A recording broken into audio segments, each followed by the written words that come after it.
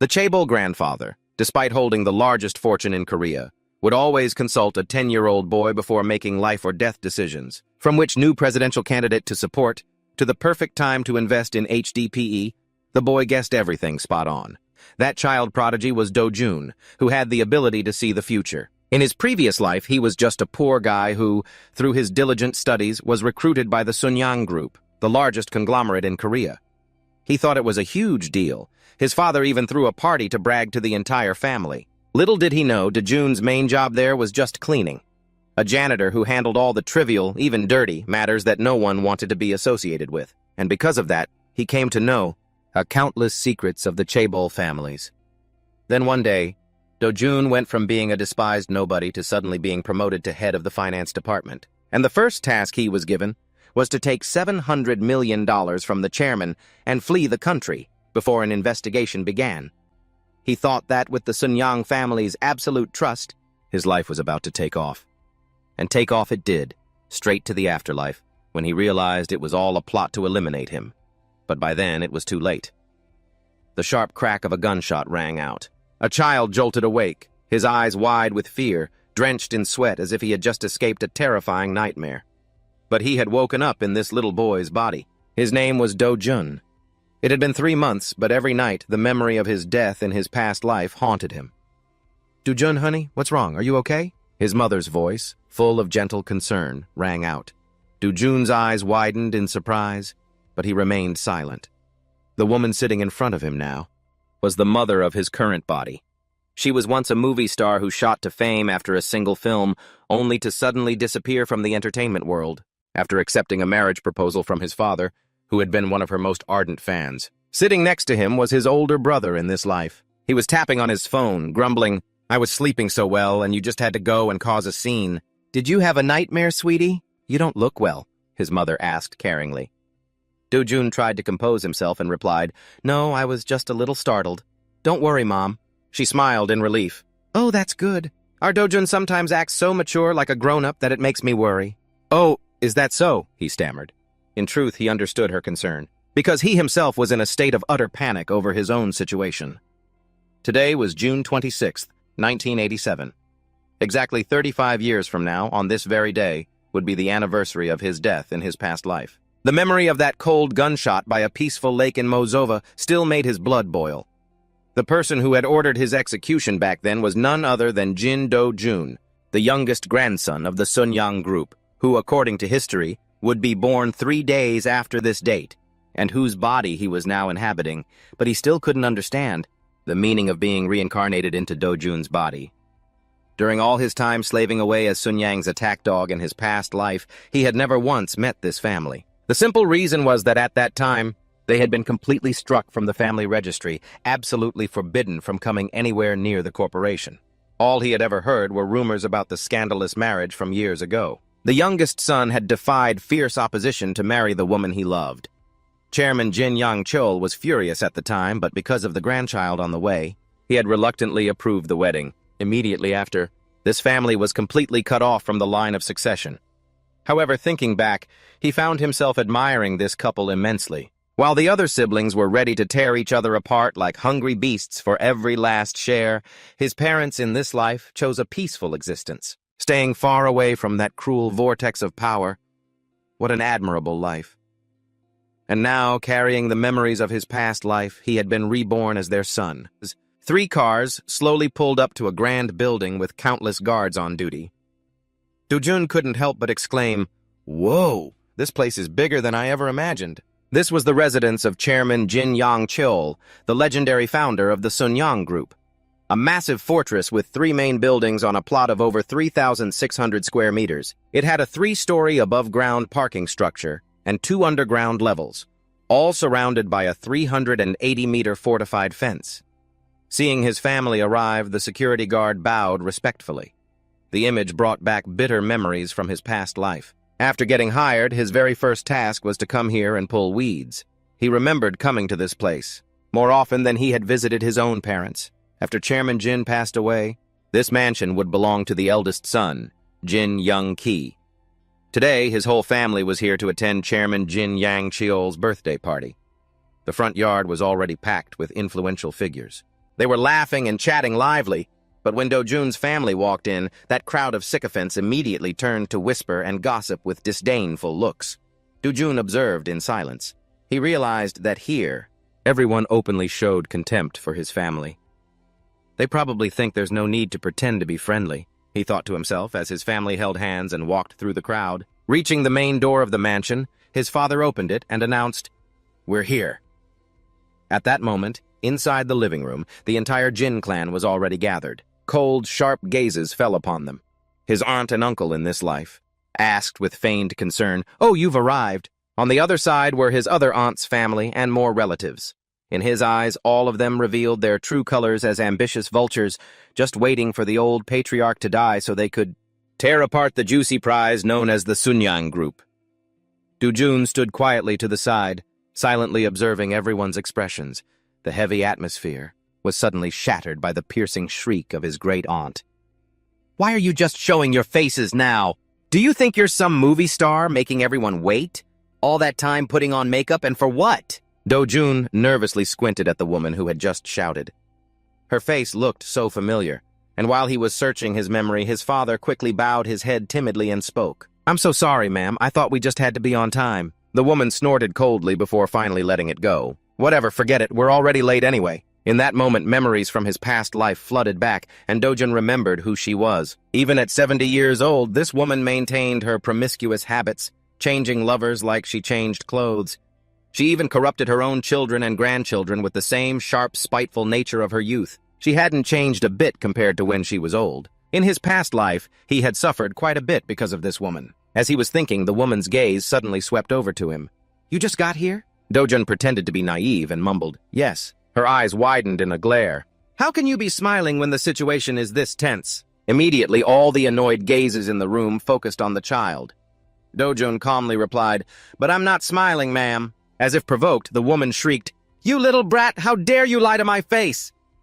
A man, an uncle standing nearby, quickly intervened. "That's enough, isn't it? Everyone is gathered here. What are you making a scene for?" But the woman wouldn't let it go. "But that little brat." Suddenly, a deep but powerful voice cut through all the arguments. "Who dares to raise their voice in my house?" The entire room fell into a deathly silence. Everyone turned to look in fear at the tall, imposing man who had just appeared. Every step he took down the stairs seemed to stomp on the heartbeats of those present. Everyone bowed their heads, not daring to breathe too loudly. Dojun's family also bowed respectfully. That was Jin Yangchun, the chairman of the Sunyang Group, a living legend and the most powerful person in this family. Their fear stemmed not only from his authority, but also from the colossal fortune he controlled. Fear of not inheriting, fear of being cheated out of their share by siblings, fear of losing the prestigious Chaebol family title. These fears intertwined, turning him into a king whose orders no one dared to defy. In his past life, even though Dojun had worked himself to death like a dog, he never had the chance to be this close to him. "Father, we're here," Dojun's parents said timidly. The grandfather glanced over, his sharp gaze frightening Dojun's older brother so much that he quickly hid behind his mother. The old man said nothing, just stared intently at his youngest grandson. Dojun thought to himself, "Ah, so this cowardly brother of mine is the reason grandfather didn't object to my parents' marriage back then." Just as he finished that thought, a chill ran down his spine. The grandfather's bullet-like gaze had shifted to him.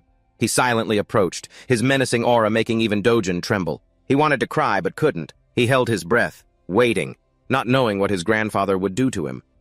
But then, the unthinkable happened. His grandfather's terrifying face suddenly relaxed, changing a full 180 degrees. He beamed with a radiant smile. His voice became unusually warm. "Oh, my little puppy, it's been so long since I've seen you. I told you to come visit your grandpa more often, didn't I?" Dojun was completely frozen, utterly bewildered by this sudden gentleness. His grandfather kindly patted his head. "Grandpa has something for his little puppy. Aren't you curious?" But while Dojun was still stunned, not understanding what was happening, the other family members looked like they were about to explode with jealousy. The aunts and uncles gnashed their teeth, unable to believe their eyes. Even Dojun's parents were stunned. At that moment, only one big question remained in Dojun's mind.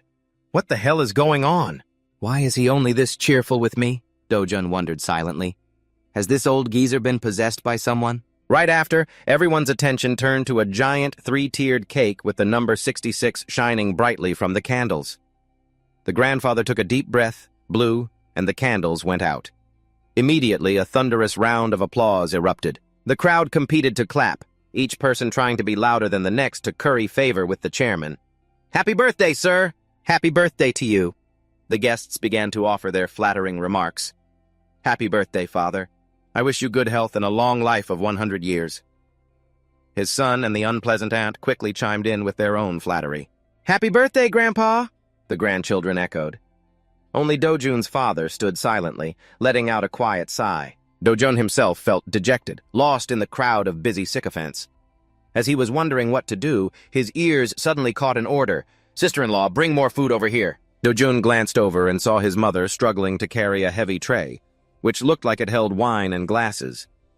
Despite being ordered around like a servant, his mother still wore a gentle, resigned smile. The unpleasant aunt, feeling emboldened, said arrogantly, "Youngest sister-in-law, put the drinks in some ice to cool them down, will you?" Another aunt also joined in, bullying her. "Sister-in-law, clear away these unused bowls." Dojun's mother was spinning around like a top, her hands and feet never resting, but her sisters-in-law wouldn't let up. "Hey, can't you be any faster? Can't you see everyone is waiting?" After scolding her, they turned back to laughing, talking, eating, and drinking as if nothing had happened. Witnessing this, Dojun trembled with anger. There were at least 10 servers standing around, and yet, his mother still had to carry things and serve them. He was furious, but powerless. The memory of that morning flooded back when his mother had gently buttoned his shirt, her warm hand lightly touching his cheek as she praised him. "My son is so handsome." Even though he wasn't fully used to living in this body, it was that warm, motherly love that helped Dojun adapt quickly. Just as he was immersed in that warm memory, the shrill voices of the aunts rang out again, shattering the atmosphere. "Sister-in-law, what are you doing? Now that you've brought the food out, hurry up and go wash the dishes." Even Dojun's mother was stunned, but being powerless, she could only nod and obey. Dojun clenched his fists, trying to hold back his anger. "It's all right. I swear the day will come when I make everyone treat Mom with the respect she deserves." He turned to look away. Over there, the crowd was laughing and chatting happily around his grandfather. He was standing in the middle with a glass of wine in his hand. Everything had come to this. All because of grandfather's coldness toward my parents, Dojun thought to himself. The image of his grandfather showing him the gift earlier flashed in his mind. "So, I prepared this gift just as I promised. Do you like it?" Grandfather asked.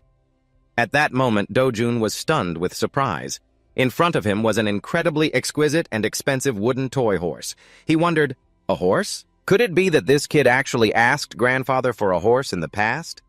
The noteworthy thing is, that tyrannical, cruel grandfather was smiling gently at him. This unexpectedly kind attitude made Dojun suspicious. Could it be that his conscience has suddenly stirred, after casting my father aside? Or maybe, even though he was forced to accept this marriage, he's secretly forgiving Dad by treating me well?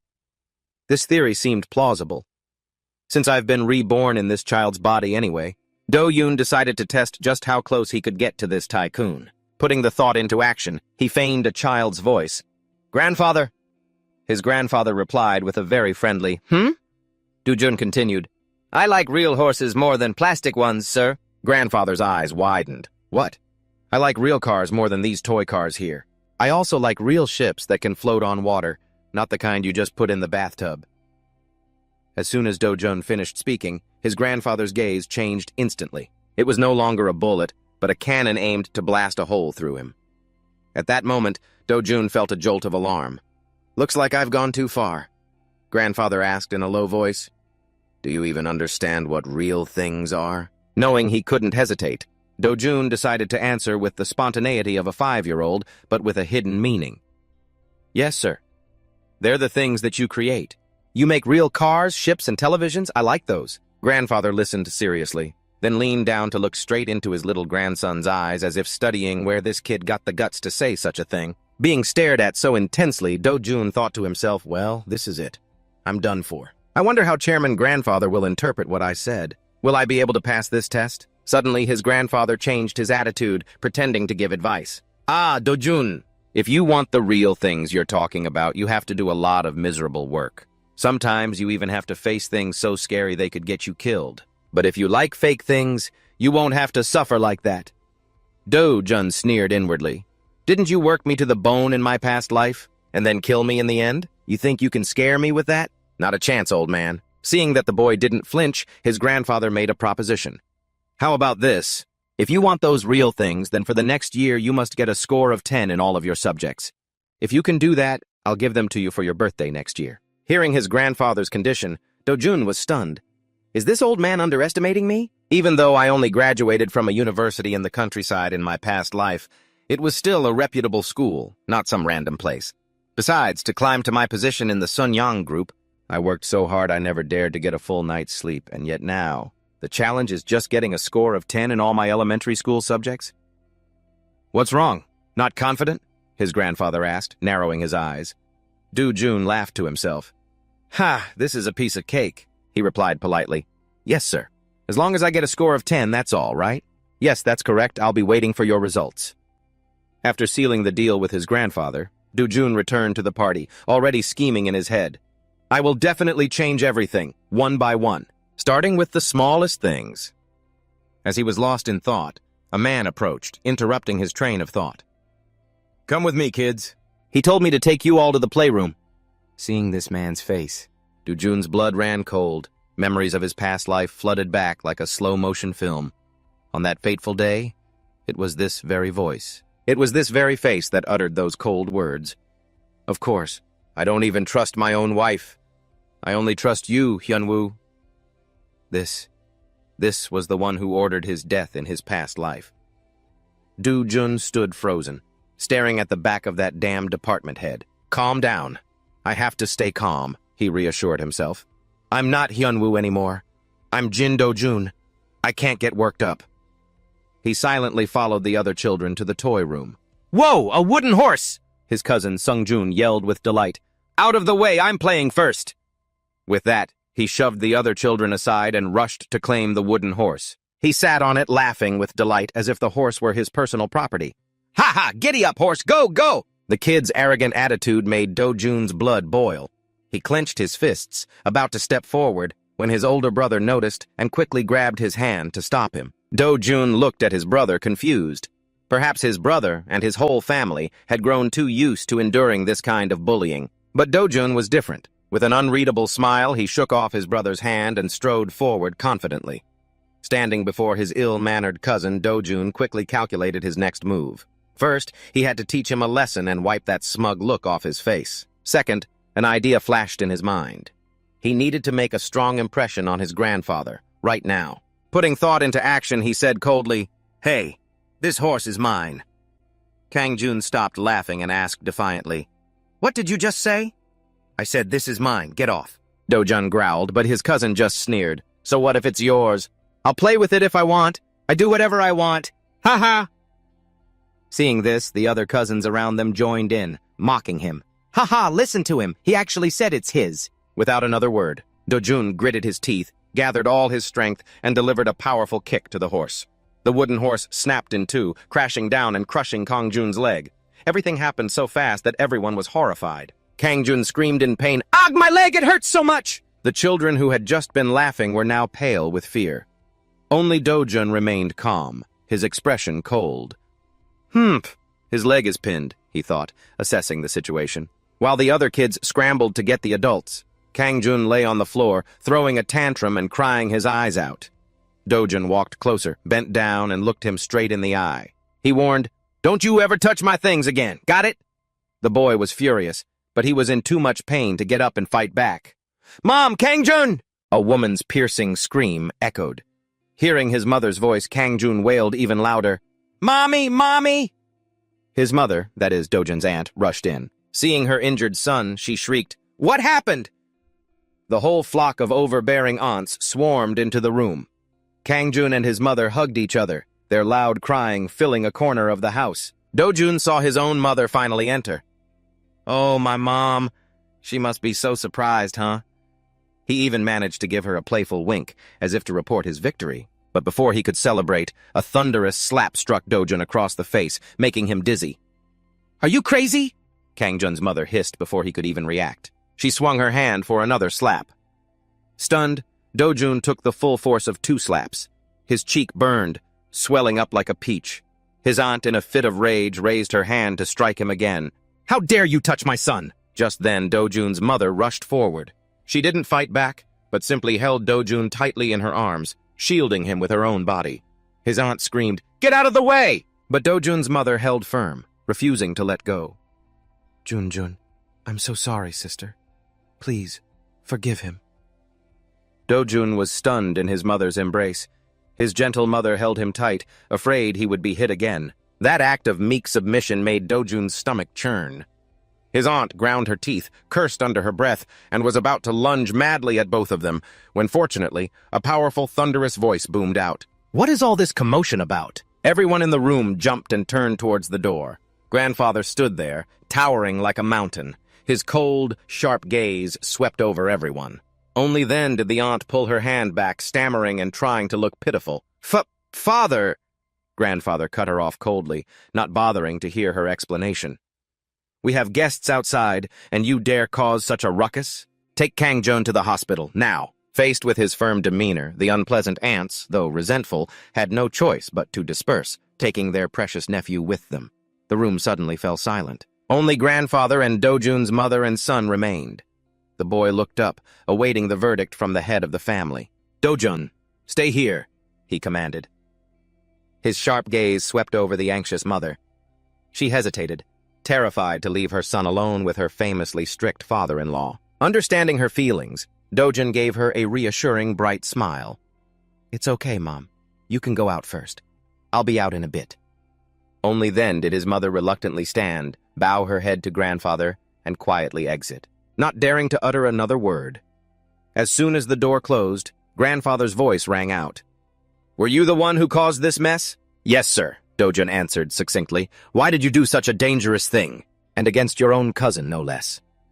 Dojun, maintaining his composure, answered clearly, "Because that horse was mine. It was the gift you gave me." The answer made Grandfather raise an eyebrow in surprise.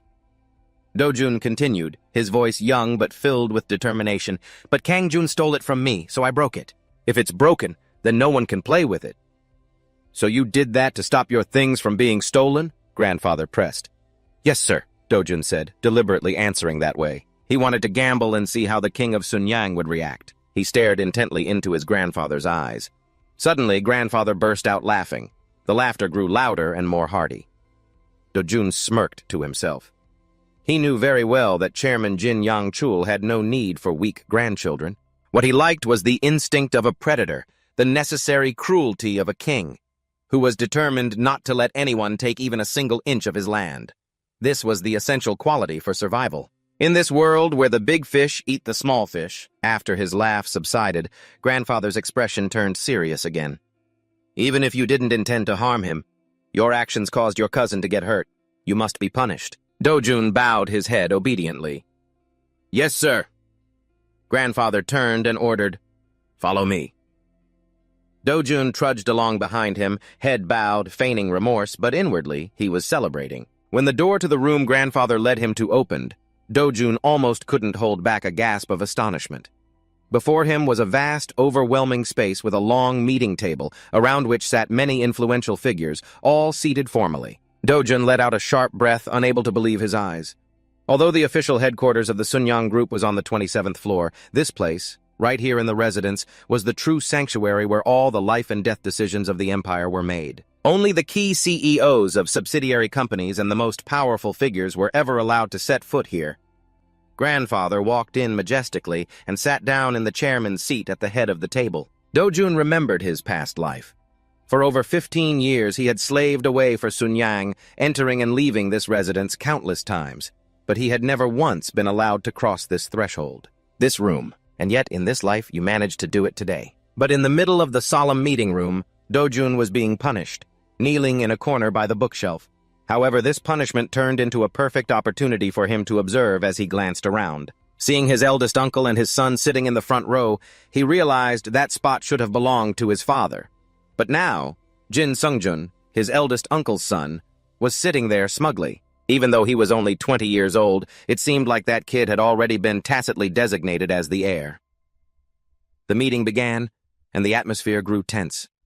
Grandfather broke the silence. Everyone tell me, how should we handle this? A director cautiously replied, Chairman, you know that old man knows how to be yielding. Even though he's at the end of his term, he probably won't be overthrown easily. Are you saying this family is afraid of nothing? Grandfather asked again, his voice full of sarcasm. Afraid of nothing? Does that mean they're a powerful family? The director stammered. Grandfather immediately added, that power has long been considered strong. I heard the government is planning to bring in the military, is that right? Yes, sir, that is correct. Hearing the word military, Grandfather fell into deep thought. The entire meeting room began to whisper. Sitting in a corner, Dojun connected the dots. End of term, suppression, the military. He quickly realized this was no longer a simple matter of business, but an issue of the nation's fate. Someone else in the room spoke up, full of concern. We have to consider another option. Right now, large crowds have gathered to protest all over the country. If the military joins in the suppression, the number of dissidents could multiply. In contrast to the anxiety of his subordinates, Grandfather remained calm, sharply analyzing. The protesters are standing at the tip of a spear, and yet they don't know fear. The flames of public indignation are burning fiercely. Only if we know how to extinguish them will they learn fear. The military's involvement is like adding fuel to the fire. Even the current administration doesn't understand this simple principle. The sound of a fist slamming on the table shook the room, making the already heavy atmosphere even more suffocating. Grandfather Jin Yangcheol glared, veins bulging on his neck as he yelled at those sitting around him. So what? Are you all telling me that I should be worried and protect myself for when the government collapses? Do you really think the next president will be from the opposition party? A director, trembling and stammering, answered, Well, there is a possibility that might be the case, sir. The moment he finished speaking, Grandfather landed another earth-shattering blow on the table. The directors fell silent as mice. No one dared to utter a word. Grandfather, still not satisfied, continued to roar. A possibility? It's either a yes or a no. Do you think I have time to sit here and listen to your useless, ambiguous predictions? The whole room bowed their heads in unison. We apologize, Chairman. Grandfather brushed them off, his voice still full of hostility. I only need one answer. Which side should we choose? The vice chairman was suddenly called upon. Startled, the vice chairman flusteredly said, Yes, Chairman? Grandfather pointed straight at his face. You speak first. Who will it be? Sir? The vice chairman stammered. I think it's... Then fell silent, sweat pouring down his face. Both he and the eldest uncle's son sitting next to him hung their heads low. From his corner, Dojun squinted, observing. He immediately recognized this vice chairman. The man who had framed him in his past life was also the one who ordered his assassination. Just then, the man regained some composure, stood up and said seriously, Not only the current administration, but the successor is also facing difficulties. For the past 7 years, protests have erupted nationwide. I believe the situation will only get slightly more serious. Seeing someone finally speak up, the surrounding crowd immediately chimed in like a flock of ducks. I agree. I think so too. Those who didn't dare to chime in chose to remain silent with their heads bowed. Dojun silently shook his head in weary disgust. He knew very well that in just 3 days, the president would announce his resignation. For something this big, the Blue House surely already had a plan. Could the mighty Sunyang group really be completely in the dark? Dojun realized this was the true face of the corporation in 1986. Instead of formulating a business strategy to respond to the changing times, they were only fixated on betting which side to back. Such a narrow-minded and short-sighted way of thinking. Dojun had expected these genius minds to have more profound thoughts. Who would have guessed? At that moment, Grandfather lost his patience and waved his hand, ordering, That's enough! All of you, get out! Go and gather accurate information for me! The whole group, as if pardoned, hastily bowed and retreated. Dojun sighed in disappointment. The high-level meeting turned out to be nothing more than a tragicomedy about choosing factions. But when the room was empty, Grandfather leisurely sat down and said in a low voice, Grandson, come here. Dojun tried to stand, but his legs were completely numb from kneeling for so long. Damn it! My legs are so numb I can't even stand properly, he groaned inwardly, but still forced himself to walk steadily. Suddenly Grandfather spoke up, praising him. Dojun, my boy, you did well, to kneel for so long. And I didn't see you grimace or complain once. Even adults find it uncomfortable and have to keep shifting their position, yet your back remained perfectly straight. The truth was, Dojun had been so engrossed in listening that he'd lost track of time. He hadn't expected to unintentionally score points with his grandfather. "But there's one thing I want to ask," grandfather said, narrowing his eyes. "Why has your disposition been so different lately?" Dojun froze for a few seconds. He quickly got into character, replying with an indignant look. "It's because I can't take it anymore, sir." "What?" Grandfather raised an eyebrow. "My parents are always enduring and letting others take advantage of them, so I had to do the same, but now I'm so angry I can't stand it anymore." As his grandfather spoke, Dojun calculated that he needed to act this part out more deeply. If only he could squeeze out a tear right now, it would be a masterpiece. But before he could start crying, Dojun was stunned. His grandfather stepped forward and unexpectedly pulled him into a hug. What the hell? Dojun was bewildered. This reaction was completely outside his calculations. Could this cold-blooded tycoon actually be pitying his poor little grandson? With that, Dojun decided to deliver the final blow and give his grandfather another shock. He looked up and said, "Grandpa, please become friends with all three of them." Surprised, his grandfather gently pushed Dojun away and looked straight into his eyes. "What did you say?" "What do you mean, become friends with those three?" "The people you mentioned earlier, the presidential candidates?" His grandfather stared at his grandson, waiting for an explanation. Dojun, feigning innocence, continued, "The president is the most powerful person in our country. When you don't know who's going to win, you should just befriend all of them. Any one of them has enough power to become president, right? What's there to lose by being friends with all of them?" After hearing that, his grandfather stood frozen like a stone statue. "Right, Grandpa?" Dojun asked again. This time, his grandfather burst out laughing, his smile stretching from ear to ear. "Of course, you're right. The more friends, the better, right?" He laughed heartily, extremely pleased, his eyes shining with utter satisfaction. Dojun sighed in relief internally. "All right, the plan's a success. That's enough for today." He told the boy to go outside and to call Sung-jun to see him. Dojun hastily agreed and turned to leave. Watching his grandson's small back disappear behind the door, the grandfather was lost in thought. Dojun flashed a triumphant smile. He had tricked the most cunning old fox in all of South Korea. Immediately after, the grandfather picked up the phone and called a mysterious figure. His voice became cold and sharp. "From now on, keep an eye on all three of them." The person on the other end of the line hesitated. "You mean all three candidates, sir?" "That's right, including the VIP, and don't forget to tell them that Sun Yang wants to help them resolve the current messy political situation." After his subordinate had acknowledged the order, the grandfather hung up. He leaned back in his chair, secretly pleased. He never expected his 10-year-old grandson could come up with such a brilliant move. Just then, a knock on the door interrupted his train of thought. Sung-jun entered timidly and asked, "Chairman, did you call for me?" The grandfather replied in an unusually gentle tone, "I've always been your grandfather." Sung-jun breathed a sigh of relief. "Ah, yes, Grandpa." The grandfather slowly continued, "You only sat and listened today, but surely you must have had your own thoughts, right?"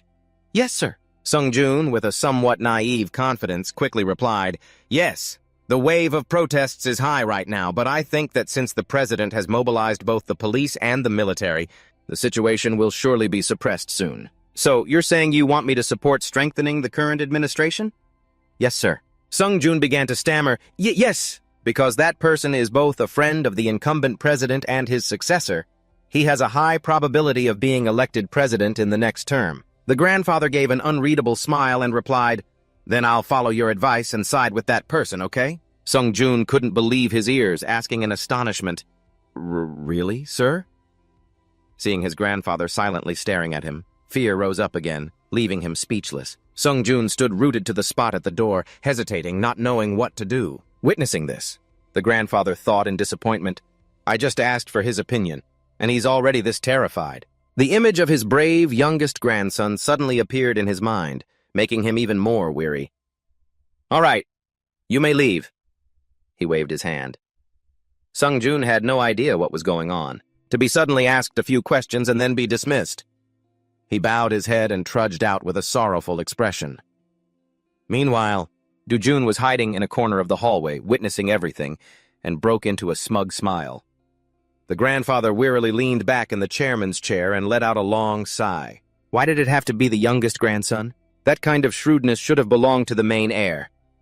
In the car taking the family home, yet a heavy silence filled the air. Dojun's mother quietly asked her husband, "What did father say to you privately?" The husband replied while driving, "He told me to focus more on the kids' education." The answer completely surprised his wife. Just then, the father looked at Dojun through the rearview mirror, his voice lowering. "Dojun." "Yes, Dad?" "I'm not going to scold you for what you did at Grandpa's house, because you've already been punished by kneeling." "I'm sorry, Dad," Dojun mumbled. The father maintained his gentle tone. "It's okay. It's good that you know you were wrong. A little while ago, Grandpa told me that he's going to hire a private tutor for you two." Hearing the word tutor, his older brother, as if struck by lightning, shrieked, "What? A tutor?" The father gently reassured him, "If Sungjun doesn't want to, you don't have to study." Then he turned to ask his youngest son, "And what about you, Dojun?" Dojun thought to himself, "At this point, what more can I learn from textbooks? I could probably even teach the tutor a thing or two." But he knew very well that he couldn't go against his grandfather's wishes right now. "I will study, sir," Dojun answered firmly.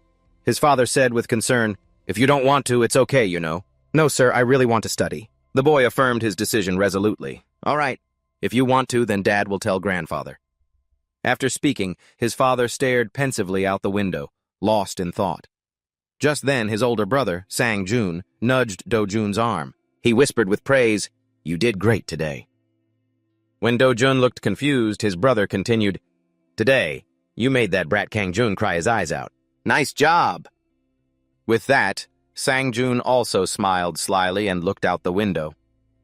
Dojun looked at his older brother and shook his head in exasperation. "This kid really holds a lot of grudges." June 29th, 1987.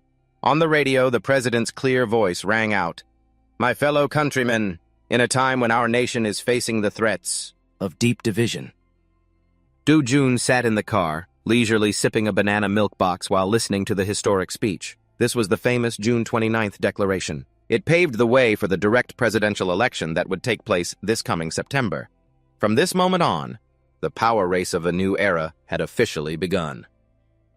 The young boy sipped his milk while pondering, "I wonder how Chairman Jin will handle this political situation now." The car rolled to a stop in front of the house gate. Dojun stepped out, hands in his pockets, and strolled inside. Just as he passed through the gate, a housekeeper hurried out and whispered, "Dojun, your grandfather is here." Dojun stopped short in surprise. He hadn't expected him to arrive so quickly. Just then, his grandfather's earth-shattering roar echoed from inside the house. "What did you just say?" Before Dojun could understand what was happening, he heard his mother's trembling yet firm voice reply, "I have never had any ambition for the group's shares, and neither has Dojun's father, and we will maintain that stance in the future." "What?" his grandfather roared. Dojun's mother bowed her head in fear, not daring to look at him, but she still summoned her courage to continue. "I understand you want to raise Dojun well so he can take over the group one day, but he is only 10 years old. I want him to have the right to decide his own life when he grows up." The grandfather's rage erupted. "Do you not understand the meaning of holding Sunyang shares? It means I have accepted your family as my official descendants, and you dare to refuse this final chance?" The mother dropped to her knees, sobbing and pleading. "I'm sorry, Father. My husband and I only wish to live peacefully and let our children do what they want." His blood boiling, the grandfather was left speechless. At that exact moment, when the tension was at its peak, Dojun walked in, calling out loudly, "Grandfather!" The boy strode forward fearlessly. He stood calmly in front of his grandfather. The grandfather's attitude changed in a flash. "Well now, my special little puppy." He joyfully lifted Dojun high into the air, asking affectionately, "Are you back from school?" Dojun, surprised at being lifted up so high, thought to himself, "This old man is still pretty strong." From up high, he looked down at his mother kneeling on the floor. This woman, who was always gentle and patient, had never dared to say a single word against her father-in-law. Yet today, for his future, she had dared to stand up and resist. An indescribable feeling of emotion welled up inside Dojun. "Grandfather, are you angry?" Dojun asked with an innocent expression. "Of course not. Why would I be angry at you?" His grandfather denied, though his voice still held a hint of resentment. "It's just that your voice was so loud, so I thought," Dojun mumbled in reply. Seeing this, his mother quickly chimed in to explain, He's not angry, Dojun. Grandfather was just having a discussion with me. Dojun thought to himself, do these people really think I'm a child? But on the outside, he continued to play his part perfectly. Don't fight because of me anymore. I'm not going to grow up and do what Mom wants. The unexpected statement left both his grandfather and mother stunned. The atmosphere grew heavy. Upon hearing this, the grandfather's face suddenly showed clear displeasure, but Dojun smirked inwardly. Well, well. So a man who fears nothing can get upset over a line like that. Because of this? Seizing the opportunity, Dojun declared loudly, I will grow up and become the chairman of a big corporation just like grandfather. His grandfather was speechless for a few seconds. Then suddenly he burst out laughing loudly. Ha ha ha ha ha! His hearty laughter echoed throughout the room, his smile stretching from ear to ear. Ha ha! As expected of my own flesh and blood. The old sayings are true. My grandson has fully inherited the family spirit. Only do. Jun's mother was dumbfounded to hear her son say this. Just then, his grandfather turned to look at her. His gaze was less harsh now. Well, daughter-in-law, there's no way to argue now, is there? Dojun himself said he wants to be a businessman, didn't he? The mother's eyes widened in astonishment. Then the bridge of her nose stung and her eyes welled up with tears. She lowered her head slightly, her voice trembling with emotion. Father, let me go and get you a hot cup of tea.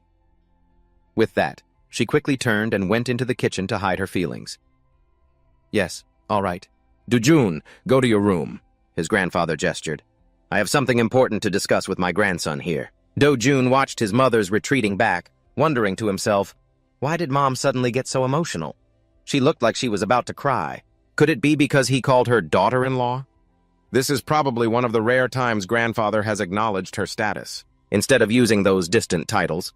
While his mother was busy in the kitchen, the grandfather and grandson entered Dojun's private room. As soon as the door closed, the grandfather got straight to the point.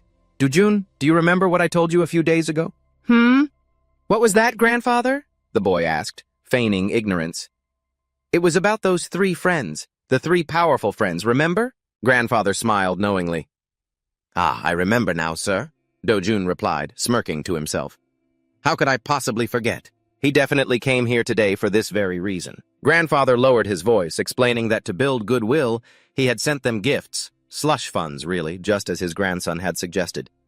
Dojun thought to himself, I can't believe he moved that fast. To dare to use the slush fund for an investment based on just a few of my casual words, his decisiveness is almost frightening. Grandfather continued grimly, but things are different today. Those 3 no longer want to coexist peacefully. They've started to fight. Number 2 and number 3 have teamed up to defeat number 1. Therefore, I'm now forced to choose just one side to support. Dojun politely interrupted, steering the conversation with a naive metaphor. But grandfather, the 3 people you mentioned all want to be president, right? It's like picking a class president in my class. That's right. They're all fighting to be class president. The boy blinked. So if number 2 and number 3 team up and win, will one be the president and the other the vice president? Grandfather shook his head. No, my boy. A country cannot have 2 kings. There can only be one class president. Dojun pretended to think very hard, then blurted out, but if there's no vice president spot, why would number 3 still help number 2? That's really strange, since only one of them can end up as the class president. The child's words made his grandfather freeze. He pressed, Are you saying they shouldn't be working together? Dojun answered coolly, If he's not getting anything, why would number 3 help number 2? Even the kids ranked 10th or 20th in my class wouldn't work for free, let alone someone who wants to be number 1. Number 3 will absolutely refuse to help, unless the benefit is enormous. Chairman Jin froze as if struck by lightning. He mumbled, Which means the alliance between number 2 and number 3 is impossible.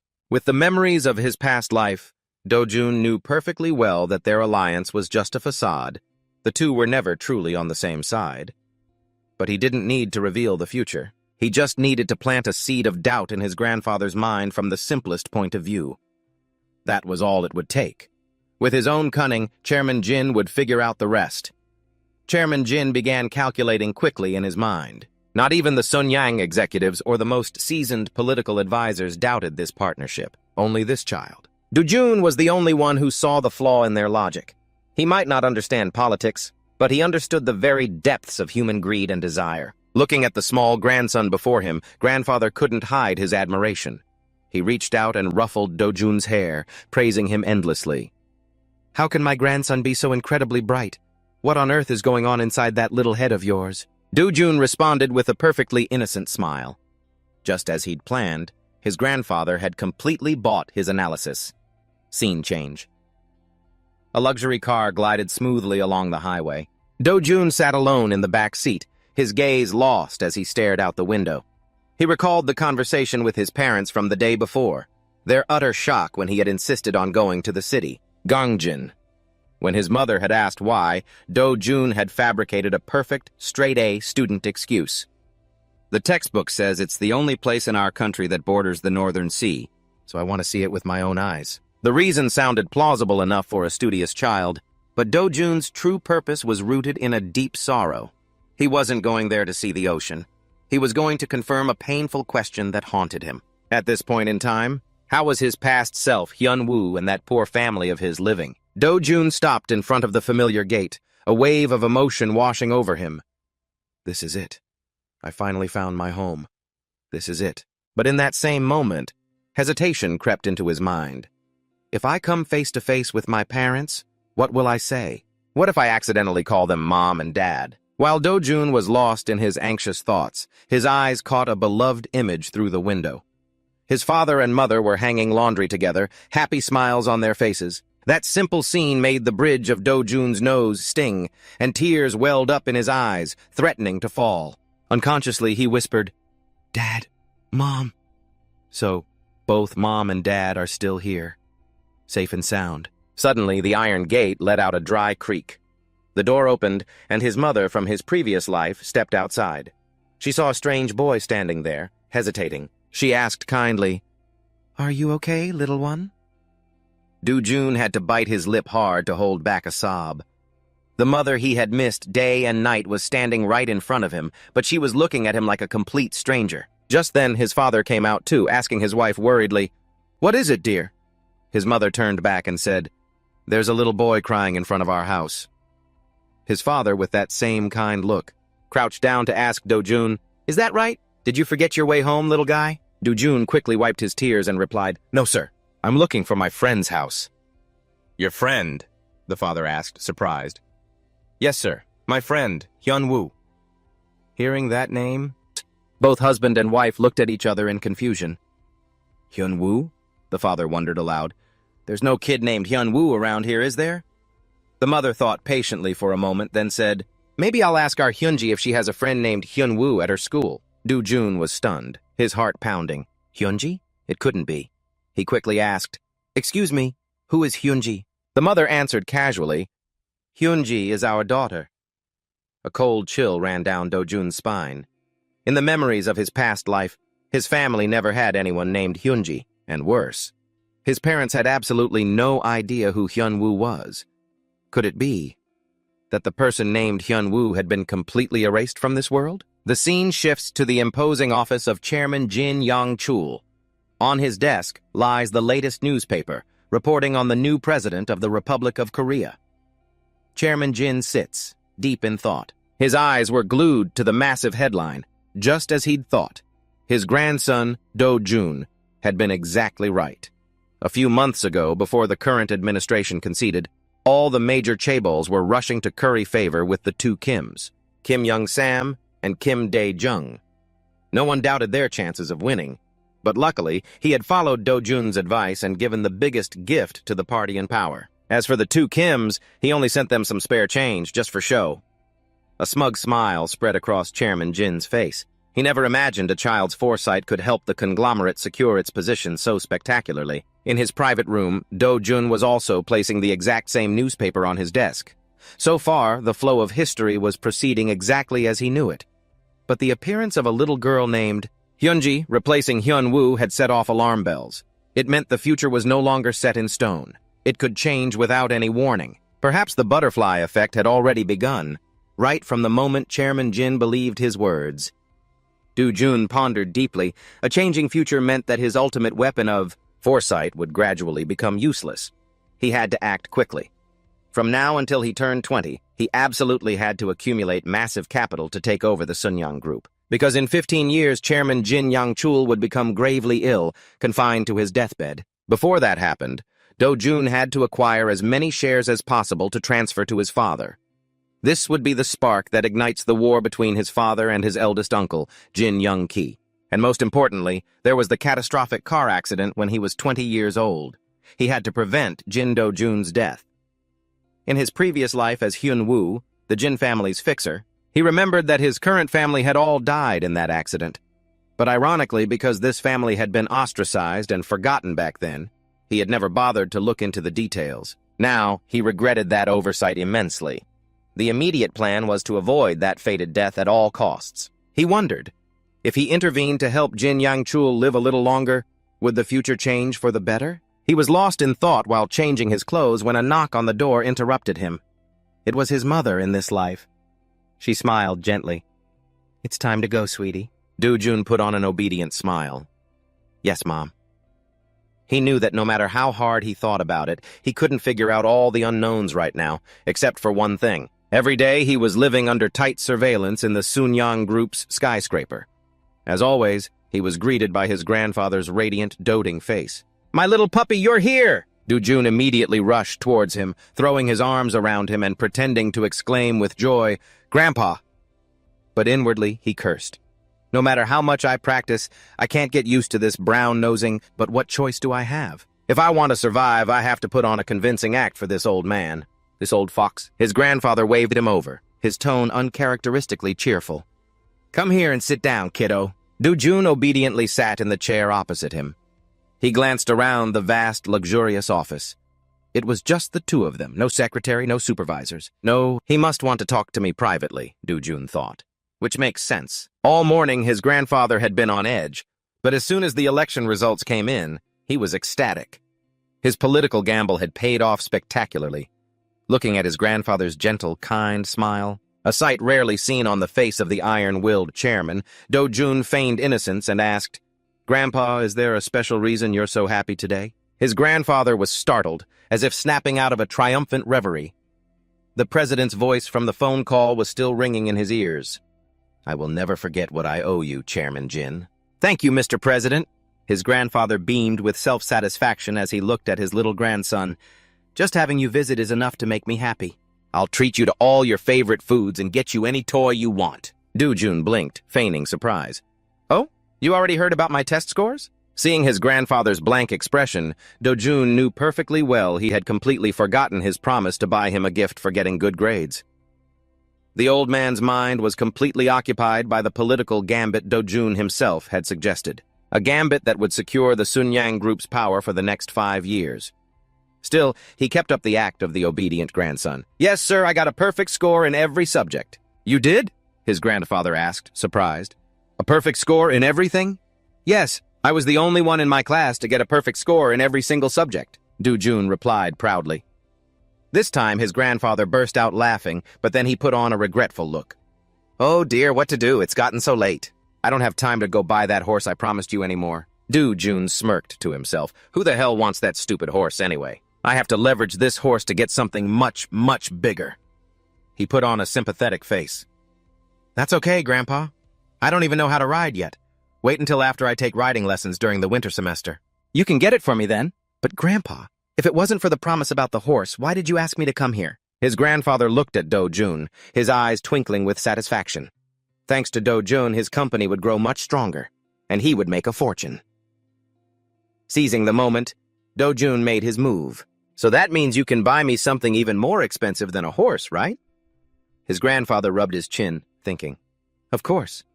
It has to be something much bigger and grander than a horse. Let's see. I was going to get you a real horse, but what should I get instead?" Dojun quickly feigned concern, steering the conversation. "Grandpa, if I got a horse, we'd have to keep it at your farm on Jeju Island." "Right? But that's so far away. I couldn't fly to Jeju Island every day just to ride my horse." His grandfather nodded slowly. You've got a point. So what should we do then?" Just then, there was a knock on the door. A group of servers pushed in carts overflowing with food, laying out a feast of every delicacy imaginable. So much that an entire village couldn't finish it. "Yes, this is the style of the super rich. Well, let's keep thinking while we eat." Grandfather waved his hand. Dojun said politely, "Please, eat, Grandfather." As they began their meal, Grandfather suddenly had an idea. "How about I buy you your own farm? That way you can go horseback riding every day. What do you say? Dojun asked, "Really, grandfather?" "Yes." But in his heart, he was cheering. "This is it. This is the line I've been waiting for." Grandfather confirmed, "I will give you a real farm. It's a done deal. You can come here whenever you like." Dojun put on a show of extreme joy. He exclaimed, "Oh, thank you so much, grandfather," then ran and threw himself into his grandfather's arms. He knew full well that to these wealthy people, a little money for land is nothing when they're in a good mood. But for him, this was the most crucial moment to lay the foundation for his future. Dojun looked up and asked, "But where is this farm located, grandfather?" Grandfather replied, "Not far north of Seoul, there's an area called Bundang. There's already a ranch there. I'll buy that place for you." Dojun froze. No, that's not the location I want. He needed a different place, one with limitless potential in the future. Seeing the disappointed look on his grandson's face, grandfather asked, "What's wrong? Don't you like it?" Dojun hesitated, offering his prepared excuse. "Yes, I like it, but my house is in Gangnam. It's too far to go all the way north." Grandfather chuckled and shook his head. "Well, you're quite the picky one, aren't you? But there are no farms south of Seoul, around the Gangnam area." Dojun quickly jumped in, his eyes shining with a hidden meaning. "We just have to build one, grandfather." As a seasoned businessman who had spent his entire life in the corporate world, grandfather was startled by that naive yet audacious statement. "What? Build a new one?" Then he threw his head back and let out a long, hearty laugh. The sound echoed throughout the entire room. Dojun stared blankly at the old man, who was roaring with laughter, thinking to himself, "What the heck? Why did he suddenly burst out laughing like that? Did I say something wrong, or has he figured something out?" Grandfather slowly began to speak. "Of the 48 subsidiaries under the Sunyang Group today, only 18 were built by my own hands. The rest are all businesses I have acquired and merged." Hearing this, Dojun didn't immediately grasp the deeper meaning behind his words. Grandfather continued to explain, "Most of the companies I founded myself were established during the group's startup phase. What I mean is, only when you lay the first bricks yourself do you form a true, deep bond with the company. From that, a fierce desire is born. To nurture it and make it grow?" It was only then that it dawned on Dojun. Could it be that this old fox interpreted my naive comment, "We just have to build one," in such a profound philosophical way? Surprisingly, grandfather was extremely pleased.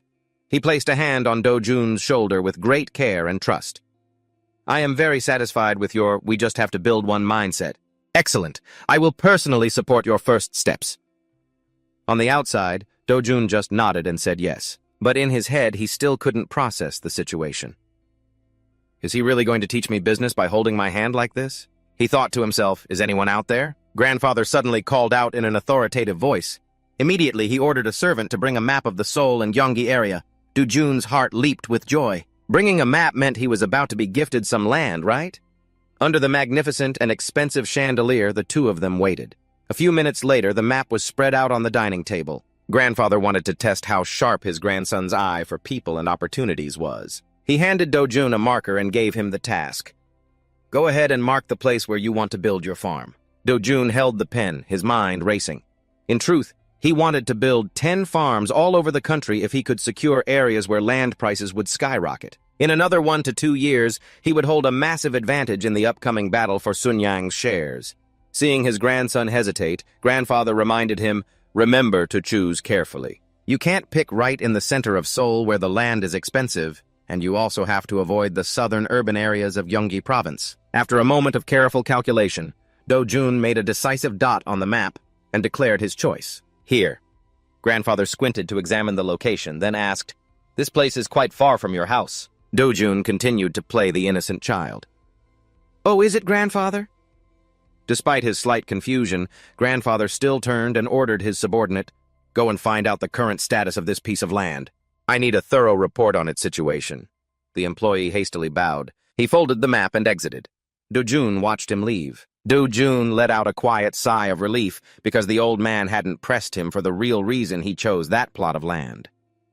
The room returned to its quiet state as the two continued to enjoy their meal. Dojun tried his best to act obedient and polite to win his grandfather's favor. While sipping a cup of premium tea, grandfather inquired, "How is school going for you? Have you made many friends?" Although he answered smoothly with polite yes, sirs, in reality, Dojun didn't have a single friend. With the soul of a 40-year-old man, how could he possibly play with a bunch of snot-nosed kids? Just then, a knock came at the door. The subordinate from before had returned with the map in his hand. "Well?" Grandfather asked as soon as the man bowed. The subordinate reported respectfully, "Sir, Chairman, this place is part of the Southern Greenbelt, an area where development is currently strictly restricted. It's just a rural area that grows nothing but cucumbers and melons. The transportation infrastructure is extremely inadequate, making it very difficult to get in and out. Furthermore, most of the residents there are from the low-income bracket. Experts have assessed this area's development potential as extremely low." Hearing the report, the old man fell into deep thought. He mumbled to himself, "A farm could be built here." That's what he said, but his eyes gleamed with a deeper calculation. His fingers tapped, tap, tap, on the wooden table. Each rhythmic tap was so full of pressure that Dojun, sitting beside him, broke out in a cold sweat. Finally, the tapping stopped. It seemed the old man had finished his calculations.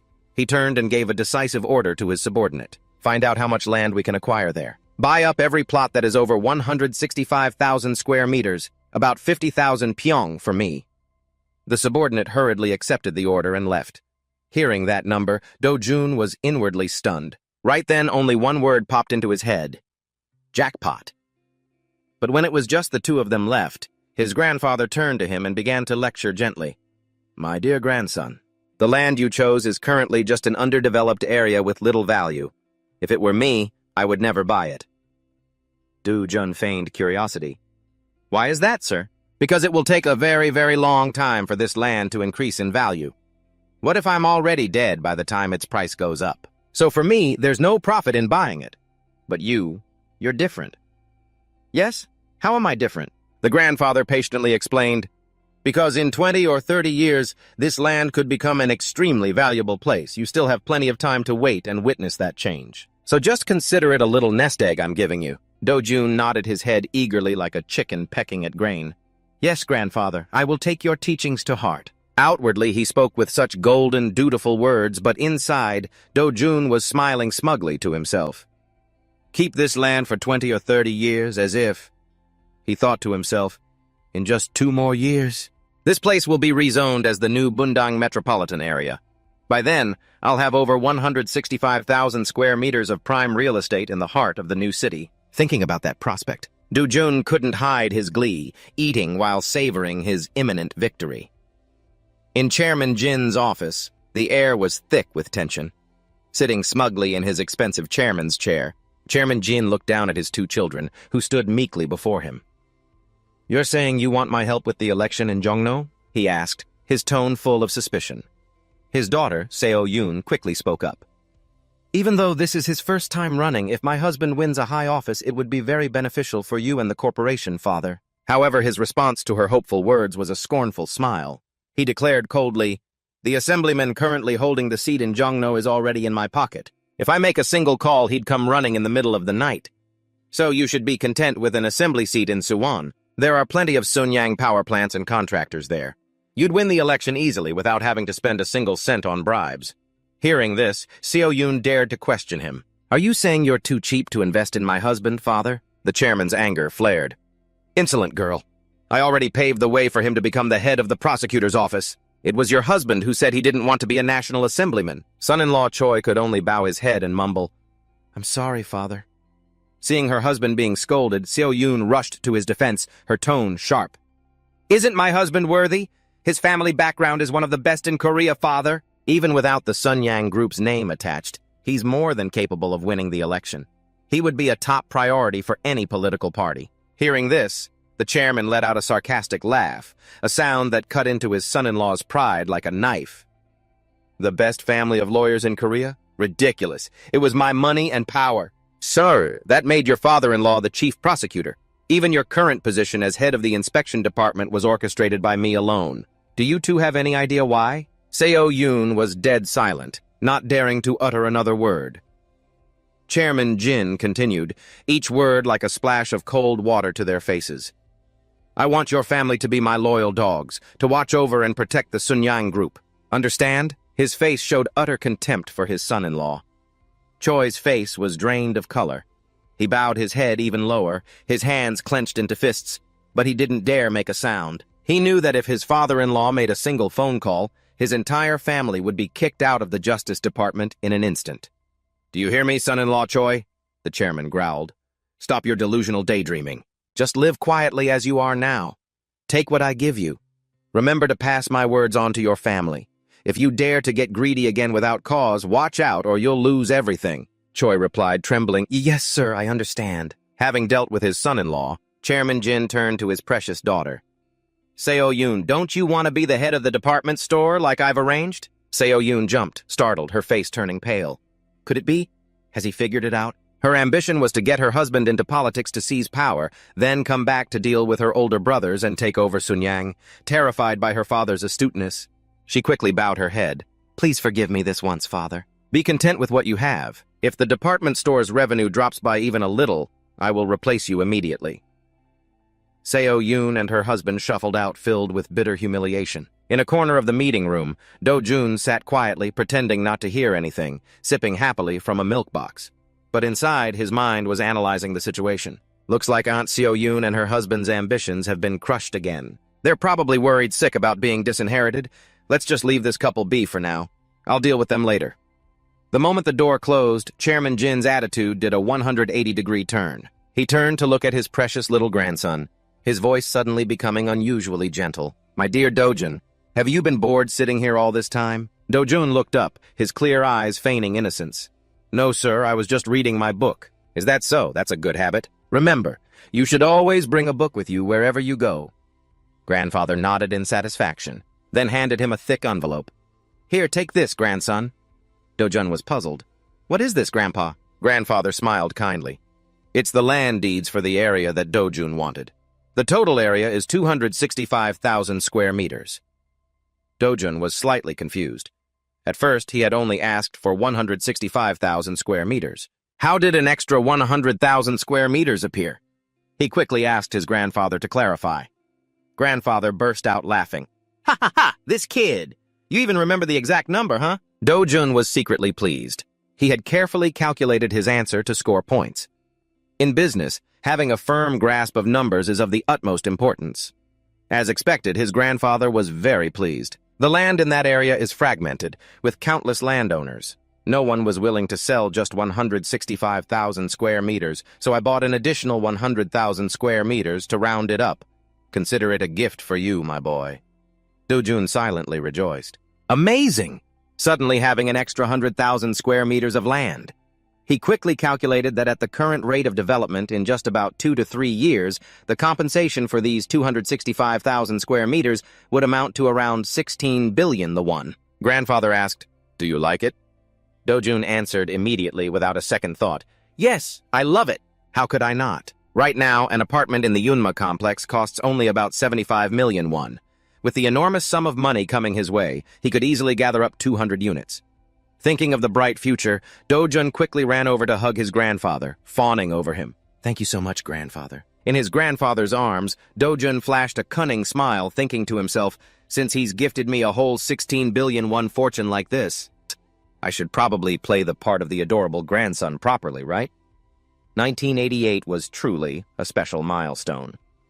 The Constitution of the Republic of Korea officially came into effect. This ushered in an era where the president was directly elected by the people. In that same year, the president issued the July 7th declaration with policies for inter-Korean cooperation and the promotion of North Korea-U.S. relations. After 38 long years, the system of local autonomy was reinstated. This led to the resumption of state inspections after a 16-year absence. Although the exchange rate hit 601 to the U.S. dollar, and the economy entered a period of the three lows. Chimani low interest rates, low oil prices, and a low dollar value, people still flocked to Seoul, causing property prices in the capital to skyrocket. The government, in a desperate attempt to curb the real estate fever, announced a plan to build 2 million homes. Despite the highly publicized announcements of large-scale projects in Bundang, Gyeongdong, or Pyeongchon, the housing frenzy showed no signs of cooling down. Then, 1989 arrived. The locations of the new satellite cities were finally determined: Songnam City, Bundang District, and Ilsan District. At the chairman's office, Jin Yangcheol was holding the announcement notice. Regarding the first new urban development plan, he let out a laugh of delight mixed with utter astonishment. The chairman turned to Secretary Lee. "Do you know where the land I gifted to Dojun is located?" "Yes, I do, sir," Secretary Lee replied. Chairman Jin pointed to the development location on the map, his voice full of excitement. "Look here. Isn't this the place that was just selected for the new urban development? A new one?" Secretary Lee was stunned. Could it be? That's right. The land that boy chose has increased in value hundreds of times in just 1 year. The chairman laughed loudly, unable to hide his admiration. But you know what the most interesting part is? At first I dismissed it. I had no intention of buying land there. But the boy himself was adamant about choosing this region. As he finished speaking, he laughed heartily, filling the room with his satisfaction. After a moment, his tone turned serious as he instructed, "If Dojun grows up to be a capable person, you are to keep an eye on him and take care of him. Because if I divide the Sunyang group into 3 or 4 parts for those children of mine, they will tear each other apart to snatch it all. I must prevent that from happening, and perhaps Dojun will be the wild card." Secretary Lee bowed respectfully. "I will remember your words, Chairman." Chairman Jin looked at the map again, his triumphant laughter still lingering. That evening, in his private room, Dojun held the savings account book in his hand, unable to wipe the smile off his face. He stared at the current number, 14 billion won. Dojun quickly calculated in his head. "First, I'll sell 199,000 square meters of land and hold on to the remaining 66,000 square meters, waiting for the price to rise further before deciding what to do next. In that case, the total assets in my hands right now are estimated to be around 20 billion won." He remembered his grandfather's words that he had full authority to use the money he earned. Dojun was ecstatic. He even secretly thought, at this rate, the value of that land in 35 years could reach 100 billion won. As he was lost in his dreams of riches, a knock on the door pulled him back to reality. Dojun's parents entered, their expressions a bit serious. "Dojun, your mother and I want to talk to you for a moment." Dojun quickly hid his joyful expression and said politely, "Yes, sir." The two of them sat across from their son. The mother asked gently but seriously, "What do you plan to do with that enormous amount of money?" Dojun calmly replied, using his most reliable shield, "Grandfather said I should deposit it in the bank for now." His parents looked at each other and smiled in relief. Dojun understood they were just worried seeing a child with such a large sum of money. "Don't you want to buy anything for yourself?" his mother asked. "No, Mom. You've already bought me everything I need," he answered obediently. But then a thought flashed through his mind and Dojun blurted out a question in return. "Is there something you and Dad want to buy with this money?" This left his parents stunned, as if they'd been electrocuted. They looked at their son, their eyes revealing sudden confusion. The father shot up, his face darkening, and stormed out of the room without another word. Dojun stared after his father's retreating back in bewilderment, not understanding what he could have said wrong to make him react so harshly. The only sound in the room was his mother's sigh as she took Dojun's small hand. "Your father was just surprised, that's all. We'll talk about this later, okay?" Dojun could only whisper, "Yes, Mom." He stood up and quietly left the room. Outside in the yard, the wife found her husband standing pensively in the dark. "He's still just a child. He's innocent, so he only meant well." "Don't take it so hard," she said, gently comforting him. Her husband was silent for a long time before finally speaking, his voice hoarse. "I'm not angry with him, I'm just ashamed of myself." But when Dojun asked that question, my heart started pounding. For a second I thought, this is my chance. A father, coveting his own son's savings. I feel so pathetic. Hearing this, his wife smiled gently and took his hand. "It's only because it's such a huge amount of money, dear. Actually, I was just like you. I thought about what we could do with that money. Our whole family could move abroad, escape this difficult life." The husband looked at his wife, and they both let out a relieved laugh. They leaned against each other, sharing the burden of poor parents facing the temptation of money. Dojun, who had been hiding behind the door, heard the entire conversation. He thought to himself, so that's how it was. Their love and self-respect for their child are so great. A little while later, Dojun walked over to his father, who was reading the newspaper on the sofa. "Dad, I'm sorry," he mumbled. His father looked up, surprised. "Sorry for what? I'm not mad at you, I was just a little surprised, that's all." "Right. So what do you plan to do when you grow up?" Dojun looked his father straight in the eye and answered with determination, "I'm going to do whatever I want." "Oh, whatever you want, huh? And what is that specifically?" his father asked curiously. I want to be the owner of a conglomerate even more powerful than grandfather's. Hearing Dojun's answer, his father, Yunki, couldn't help but burst out laughing. It started as a snort and quickly turned into a hearty laugh, as if he'd just heard the funniest story in the world. Dojun calmly watched his father. He understood why he was laughing. Sunyoung was already the #1 empire in Korea, an insurmountable peak. For a little kid to declare he wanted to build something even greater than Sunyoung sounded like something out of a fantasy novel. When his laughter finally subsided, Yunki looked at his son, his eyes still sparkling with amusement. You have some big dreams, Dojun. Dojun immediately seized the opportunity. That's exactly why I really need your help, Dad. The smile on Yunki's face faded, replaced by a thoughtful expression. He sighed. I don't think I can help you with anything, son. I've told you before. I have no interest in the family business. Even though I supposedly studied business abroad, my heart belongs to cinema. Yes, I know. Dojun quickly cut in, his eyes shining brightly. But you studied business abroad. That means you must have had some very talented classmates, right? Yunki froze. He stared in astonishment at the 10-year-old boy in front of him. It felt as if he wasn't talking to a child, but to a business partner scouting for talent. Meanwhile, at the Sunyoung Group headquarters, the air was tense. Tension filled the office of the vice chairman, Dojun's eldest uncle. What? That brat received $14 billion for the land compensation, and if he sells the rest, he'll pocket another $10 billion? The uncle roared, his face flushing red as blood rushed to his head. His son, who was lounging on the sofa, heard this and exclaimed, Wow, I'm so jealous of Dojun. With that much money? If he puts it in the bank, he'd get $2 billion in interest every year. That means he could buy 20 apartments in Gangnam every month. Slam! The uncle smashed his fist on the desk and spun around. He yelled right in his son's face, That's not the point, you idiot! The boy flinched, shrinking back and falling silent. The uncle ground his teeth, his voice a hiss. Your grandfather is not a man who throws money away, and yet he personally built a farm for that brat. He even transferred full ownership to the kid's name and spent a fortune to handle everything smoothly. That's the real issue. He's showing favoritism. Hearing this, the son began to break out in a cold sweat, vaguely realizing the seriousness of the situation. The uncle, still furious, continued to berate him. Now look at yourself. Has he ever given you a piece of land? Or a savings account? No, because he doesn't think you're worthy. And you're sitting there calculating that paltry interest? How pathetic. After shouting, the uncle leaned back tiredly in his chair, his eyes filled with a calculating glint. A moment later, he gave an order to his subordinate. From now on, closely monitor every move of Yunki's family for me. A few days later, at Dojun's house, Yunki brought home a strange man and introduced him to his son. Dojun, this is an old classmate of mine from my time abroad. A man smiled, his demeanor confident and easygoing.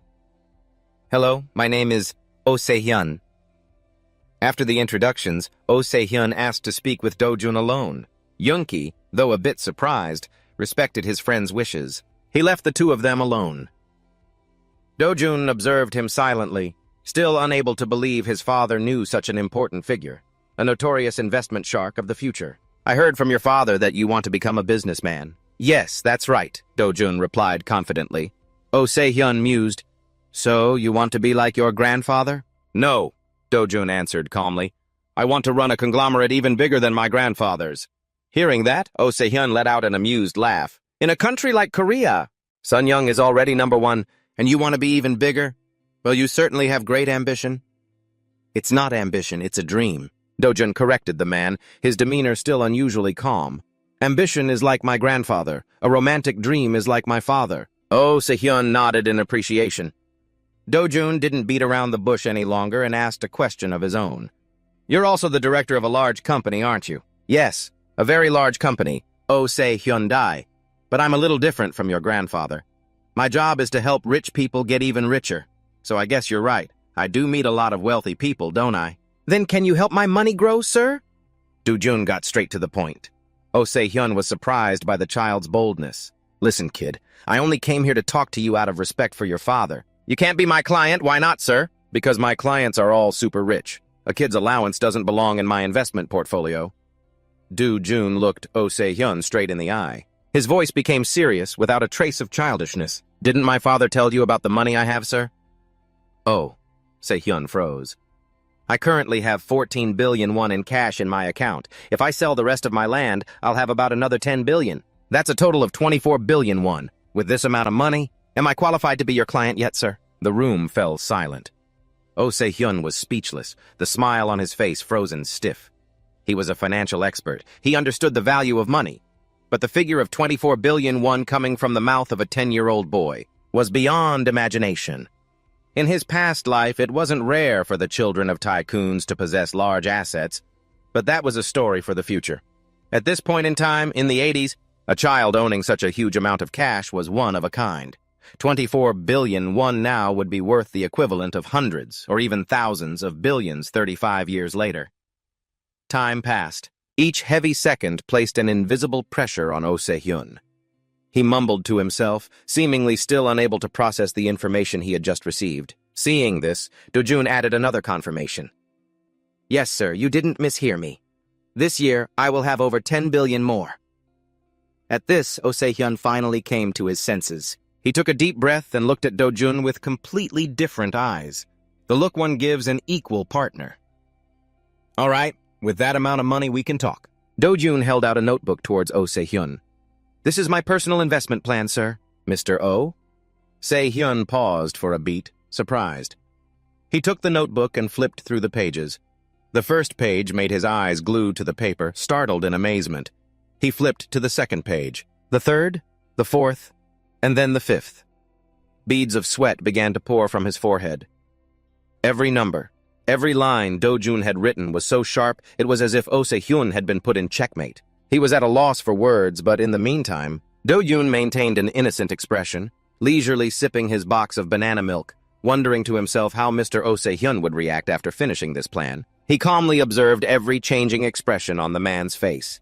Then, Oh Se-hyun closed the notebook with great care and looked up to ask, Dojun, how could you possibly know these things at your age? Dojun smiled. I'm quite smart, sir. Not like this childish appearance of mine.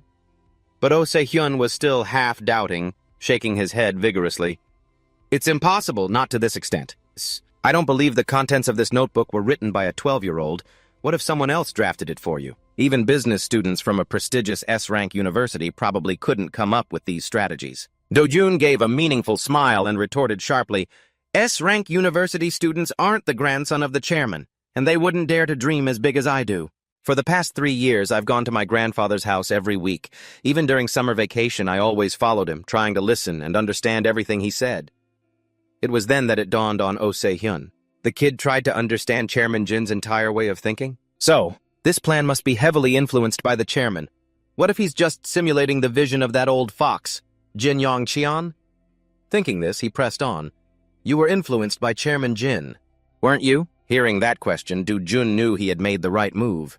Even for a genius, a plan of this magnitude couldn't possibly come from a 12-year-old.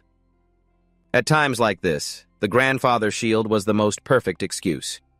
He gave a mysterious smile, having achieved his goal, and pretended to be naive as he confirmed. I'm always by his side, so he often tells me many important things, sir. After the conversation, as Oh Se-hyun was preparing to leave, Dojun's father saw his friend's pensive expression and asked, What's wrong? You look so serious. Mr. Oh Se-hyun asked back, Why didn't you tell me about the 14 billion? The father was confused for a moment, then remembered. Huh? Oh, that. I was afraid you'd be prejudiced about the kid's money, so I didn't think it was right to say. Oh Se-hyun's father shook his head, his voice serious. It's not about the money. That boy is absolutely not a normal child. I think your son is a genius. The father chuckled. Really, to that extent? Although it's true that Dojun is very good at his studies, Oh Se-hyun quickly interrupted. No, it's not about his studies. The two men looked at each other for a moment, neither saying anything more. Suddenly, Oh Se-hyun turned sharply and blurted out, Well, I have to go home and think about this more. I'm leaving. And with that, he walked straight out the gate, leaving the father standing there dumbfounded, wondering if Dojun was really the genius his friend claimed. At that moment, Dojun was standing by the window looking down. Seeing his father look up at him, he quickly put on a goofy smile and waved. Looking at that silly grin, the father thought, in what way could that kid possibly be a genius? A few days later, one evening at Dojun's house, Oh Se-hyun was sitting across from the boy, confirming one last time. So what you mean is, Since I'm the first one to receive this confidential information from my grandfather, I want you to follow this investment plan. Right? Dojun nodded firmly. The two were silent for a moment, both contemplating. Oh-se-hyun nodded in agreement. That's true. If it's an investment plan based on the vision of the chairman of Sunyang Group, then of course its value would be far beyond any ordinary plan. After speaking, he stood up. In that case, we can throw out this pile of basic investment guides. They're not necessary anymore. Dojun thought to himself, to get a savvy man like him to listen to a kid, it seems borrowing Grandpa's authority was the only way. Oh-se-hyun continued, by the end of this year, we can establish an investment firm in the U.S. You will hold 100% of the shares. The capital will be held in the States until you want to withdraw it. Of course, you'll have to cover the company's operating costs from your own funds. Dojun smiled, satisfied. Just do as I say, Uncle.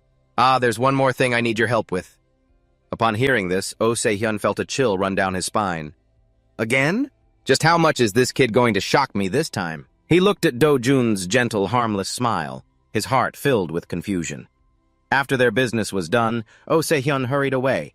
As he walked down the stairs, he let out a long sigh. Dojun's father saw him and quickly asked, why the long sigh? Did Dojun cause trouble again? Oh-se-hyun clapped his friend on the shoulder and exclaimed with envy, damn, I'm jealous. You've raised such an incredible son. His father still had no idea what was going on. Why are you suddenly saying that? Mr. Oh-se-hyun leaned back on the sofa and recounted, I just spoke with him. Dojun agreed to use the money for investing, but the kid is only putting up 10 billion. The father asked in surprise, 10 billion? Wasn't it a total of 14 billion? So, what does he plan to do with the remaining 4 billion? Oh-se-hyun sighed softly and turned to the man across from him. Dojun's father, you once said you wanted to start a film production company, right? If that company comes to life, you'll definitely be the #1 candidate for the CEO position. Dojun's father's eyes widened in surprise before he could even ask a question. Oh-se-hyun smiled calmly and continued, currently, the average production cost for a Korean movie is only about 150 million won. With this 4 billion won in capital, you can produce at least 10 motion pictures. Hearing such a huge number, Dojun's father began to feel dizzy. Oh-se-hyun calmly added, this was Dojun's calculation. If you raise more investment from outside, the number of films you can produce will increase many times over. You'll be free to express your artistic creativity. Finishing his story, Oh-se-hyun didn't hold back his praise. The boy is truly thoughtful. He knew that if he just gave you the cash directly, your pride would make you refuse. So he came up with the idea of starting a film company. Now, even if you don't want to, you're forced to take over this company. The more he heard, the more Dojun's father lowered his head, feeling both ashamed and moved by his son's sophisticated display of filial piety. The two men sat opposite each other, each lost in his own thoughts. At the luxurious residence of Chairman Jin, the atmosphere was completely different. Chairman Jin was intently reviewing a file, his voice cold as he asked his secretary, who is this person? Sir, that is Oh-se-hyun, the representative of Power Shares Korea. The secretary answered respectfully. The chairman glanced at the resume. This guy, he's Hyunki's friend? Yes. He and your second son were classmates when they were studying abroad in England. After a brief pause, the secretary cautiously remarked, but young Master Dojun is truly brilliant, isn't he? Instead of just putting money in the bank for low interest like other kids, he thought of entrusting his capital to a professional investment firm. Chairman Jin put the file down on the table. Go and meet this guy. For all we know, he's just a fly buzzing around trying to get his hands on Dojun's money. The secretary hurriedly obeyed and left. Alone, Chairman Jin began to contemplate his youngest grandson. He had thought the boy would be content with a quiet life. Who knew he would dare to take money for risky investments? But instead of being worried, he felt a thrill. That ambition, never satisfied with paltry interest, it was exactly like his own. In August 1989, world history witnessed enormous changes. About 2 million people from the 3 Baltic states of the Soviet Union joined hands to form a human chain more than 600 kilometers long, connecting their 3 capitals to demand independence and democracy. This event was called the Baltic Way. In the autumn of that same year, while the people of South Korea were joyfully celebrating a warm Chuseok holiday, in the west, the Hungarian government opened its borders. A flood of East Germans began to escape to the west. This signaled the chain collapse of the Eastern Bloc. While the whole world held its breath watching these political upheavals in New York, the global financial center, Dojun was quietly building his own empire. He established the headquarters for an investment company, holding 98% of the shares. The remaining 2% belonged to Oh Se-hyun and his associates. On November 3, 1989, Dojun and Oh Se-hyun set foot in America. Standing before a towering skyscraper in the heart of Manhattan, Dojun was speechless with emotion. He whispered, "This is my company." Oh Se-hyun, standing beside him, shrugged. "This building looks a bit shabby, doesn't it? I didn't want to waste money on appearances, so I just found a cheap place to rent." But in his eyes at that moment, this place wasn't shabby at all. It radiated the brilliant aura of the future. Even though in a luxurious place like Manhattan, this building was just mediocre, to him it was the start of a grand dream, a company named Fantasy Investment. Oh Se-hyun had once criticized the name for sounding too childish and fanciful, but Dojun was determined to keep it. He told himself he would use this very place to create unimaginable miracles. The two of them, uncle and nephew, stepped inside. While Oh Se-hyun was still looking around, inspecting the facilities, Dojun walked into the large main office. He couldn't believe this was real. "I will raise a monster here. A monster strong enough to swallow the entire colossal Sunyang group." As he was lost in thought, a commotion arose. A group of foreigners approached, eagerly shaking hands and greeting Oh Se-hyun, whom they hadn't seen in a long time. After the pleasantries, Oh Se-hyun's voice suddenly turned serious, directing everyone's attention toward Dojun. "Everyone, I want you to greet our boss. This is Jin Dojun, the CEO of Fantasy Investment." Dojun was slightly taken aback, while the employees stared wide-eyed at the young Asian boy. "These are the partners who will stand by your side. I've already given them a brief introduction about you," Oh Se-hyun whispered to Dojun. The employees hurriedly straightened their clothes and bowed in greeting. In response to their surprise, Dojun calmly smiled and introduced himself confidently in fluent English. The accent was shockingly perfect. The entire room fell silent. Everyone's jaw dropped. You know English too, Dojun?" Oh Se-hyun stammered. "Yes, I taught myself a little here and there," Dojun replied modestly. Oh Se-hyun broke into a cold sweat. A little here and there? This level was no different from a native speaker. But they didn't know that in his past life, Hyun-woo, now Dojun, because he came from a bottom-tier university, had to work 100 times harder than others to survive and climb to a high position in the Sunyang group. He had to grind day and night to learn foreign languages. He was determined to speak English better than even those prestigious Ivy League graduates. That knowledge had now become his most powerful weapon. Dojun suddenly spoke up. "I know it's a bit abrupt to talk business the first time we meet, but everyone, and please help me conduct a thorough investigation into this company." Director Oh Se-hyun's eyes widened in shock, not understanding what his young boss was planning. The office was in an uproar. No one could guess the boy's objective. Seeing this, Oh Se-hyun had no choice but to ask directly, even though he was starting to get a headache. "So, which company do you want to investigate, Dojun?" Once Dojun uttered the name Mayun Computer, which would later become Dell, the surrounding employees nearly fell over. Everyone's face went blank, unable to believe their ears. A computer company?" But Dojun maintained a cryptic smile and confidently declared, "Yes, that will be the first place our company invests its capital." He began to speak eloquently, like a true expert. At 52 years old, Michael Bell already knew how to exploit intermediary fees in stamp collection auctions and figured out a way to directly connect sellers and buyers. From there, he started a multifaceted business and achieved brilliant success. Thanks to a focused marketing strategy, he later founded Mayun Computer and built it into a global computer empire. Listening to Dojun's presentation, the entire company was momentarily stunned. Even Oh Se-hyun, a seasoned investor like him, was breaking into a cold sweat. "Dojun, how do you know so much about Mayun Computer?" Dojun smiled and replied in a strangely mature tone. "When he was 12, he earned $2,000 selling stamps. In high school, he made a fortune from a newspaper delivery business. That's the kind of person Michael Bell is." Oh Se-hyun was still skeptical. "Are you really planning to invest a fortune just because you heard a few stories about his childhood startups?"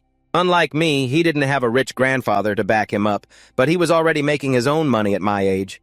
"Isn't a genius like that worth betting on?" Dojun calmly retorted. The sharp, reasoned reply sounded exactly like it came from a wise old man, leaving Oseo-hyun speechless. The office began to buzz with discussion. In the end, there was no other choice. Oseo-hyun had to order his staff to immediately gather all information on Ma-yun computer and Michael Bell. The team instantly dispersed to get to work while Dojun smiled, satisfied, watching the busy scene. A few days later, on the way to the meeting spot, Dojun was still surprised that Michael Bell wanted to meet at a hamburger joint. Oseo-hyun seemed pessimistic. The chances of us being able to invest in Ma-yun, a computer, are very low. Yes, I know. It's because they just received a $30 million investment from another party, Dojun replied nonchalantly. Oseo-hyun was startled. You knew about that too? If it were last year, they would have rolled out the red carpet for us.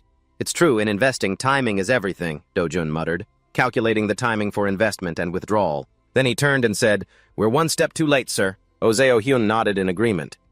The fact that Bell scheduled the meeting at a fast food place shows this isn't very important to him. I had a hard time just getting him to spare a little time for us. Dojun let out a soft sigh, a hint of disappointment on his face. Hey, Dojun, let's go in. Oseo-hyun urged him on. Entering the noisy, crowded fast food restaurant, the two of them scanned the room. Suddenly, a voice called out, Hey, Mr. O! Looking toward the voice, they saw a very young man sitting and waving at them. Dojun observed in surprise. This was Michael Bell, the man who, at age 27, would become the youngest billionaire to make the list of the world's 500 richest people, and by age 34, would be among the top 5 richest people in America, with a net worth of $2.4 billion. After a brief, polite greeting, Bell pointed at Dojun and asked, Who's this kid? Oseo-hyun quickly came up with a story. He's a huge fan of yours. Hearing this, Bell burst out laughing, clearly amused. The three of them sat down at the table.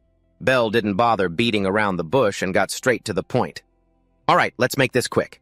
I have to be back at the office in 15 minutes. This morning, Oseo-hyun had hurriedly presented Fantasy's intention to invest, but before he could even mention the amount or the benefits, Bell had bluntly shut him down. I don't need any more investors, I have enough capital for now. Dojun, sitting beside him, understood perfectly that Bell was feeling confident after just pocketing $30 million. Without flinching, the boy suddenly spoke up, laying out his plan to use $15 million to become the majority shareholder of Ma-yun. Computer. Hearing a little kid talk so casually about such enormous sums of money, a stunned Bell turned to Oseo-hyun and asked, Hey, is this kid your son? Oseo-hyun shrugged and answered nonchalantly, No, he's my boss. A million questions popped into Bell's head. He let out a snort, which turned into a louder laugh. He slammed the table with delight, then turned to Dojun. Bell said, All right, kid, I'll ask you 2 questions. First, who told you the story about me making money selling stamps? Though surprised, Dojun maintained his confidence and gave a sharp retort. This is a $45 million deal after all. Do you really think I'd come here with the money without doing my homework first? Michael Bell nodded, satisfied, then asked his second question. You want to be the majority shareholder, right? But you said you weren't accepting any more investments, so what's your plan? I hold over half the voting rights on that company's board of directors. My word is law there. Dojun looked Bale straight in the eye and calmly delivered the decisive blow. I believe your company is going public with an IPO in about 6 months. Dojun's words hit him right where it hurt, leaving Bale speechless. Instantly, the boy smirked to himself. He must be in shock, wondering how I found out about that secret. And here it is. Dojun looked his opponent straight in the eye and firmly made his offer. I will use cash to acquire all of your company's outstanding shares on the stock market. $15 million should be enough to make me a major shareholder, don't you think? Oh, and one more thing.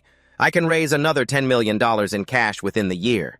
The more Marvel heard, the colder the chill running down his spine. His mind couldn't seem to keep up with the boy's thinking. This tiny Asian kid? Before his opponent could recover from the shock, Dojun added, As a major shareholder and lead investor, I demand a seat on the board of directors and direct involvement in business strategy. This is a non-negotiable condition. The 2 older men in the room sat in stunned silence, hanging on a child's every word. However, Dojun smirked. If you accept this investment, I will delegate all of my voting rights back to you, until I sell those shares. And I promise to give you priority to buy them back at the exact market value at the time of the sale. Hearing this, Oh Se-hyun panicked and cut in. He turned to apologize to Bale, then pulled Dojun aside and whispered, Are you crazy? You can't make a decision like that. Normally, the buyback price has to be higher than the market value to offset risk and protect business rights. Why would you sell at market value? Seeing Oh Se-hyun's reaction, Bale burst out laughing, slapping his hands on the table. So it's true, isn't it? This kid is your boss, and here I was having my doubts. Ha ha! Bale turned to look at Dojun, his eyes full of interest. What's your name, young man? Dojun smiled and extended his hand. My English name is Wago Jin. Bale nodded, committing the name to memory. Then he slammed his hand on the table decisively. All right then, Wago Jin, let's get down to the details. Dojun gave a subtle smile. He knew he had won this game. Only Oh Se-hyun was still bewildered. Unable to understand why Dojun was being so generous, it seemed foolish. On the first-class flight back to Korea, Oh Se-hyun was still pondering. I'm going to be swamped from now until this investment deal is finalized. But there's one problem. They definitely won't take the full $15 million. What do you plan to do with the rest? Dojun casually flipped through a newspaper and gave a short reply. You and the analysis team can discuss it, and report back to me with potential places. I'll be the one to make the final call. Mr. Oh Se-hyun looked at the boy and shook his head in awe. You really surprised me, especially the negotiation with Marvel. I just can't wrap my head around it. I tried to put myself in the shoes of a child genius to understand it, but it still doesn't add up. Dojun suddenly turned with a knowing smile and pointed to his temple. Actually, I'm someone who lived 35 years in the future but was reincarnated, you see. That's why this small head holds the memories and mindset of a business-savvy 40-year-old man. Oh Se-hyun froze for a few seconds. He narrowed his eyes and stared at Dojun, as if trying to see into the boy's very soul. Then he suddenly let out a sharp breath and ground his teeth. Stop joking around, you little punk. You've been watching too many sci-fi movies. I don't like these kinds of stupid jokes. Dojun burst out laughing. Ha ha, you don't find it funny? Oh Se-hyun thought for a moment, then mumbled, It is strange, though. If that crazy theory were true, that would mean this is the insight of a seasoned 40-year-old businessman. Then everything you do suddenly makes perfect sense. No one would dare doubt your abilities anymore. Hearing that, Dojun just smiled non-committally to brush it off. The plane continued to tear through the wind, flying towards the Seoul sky.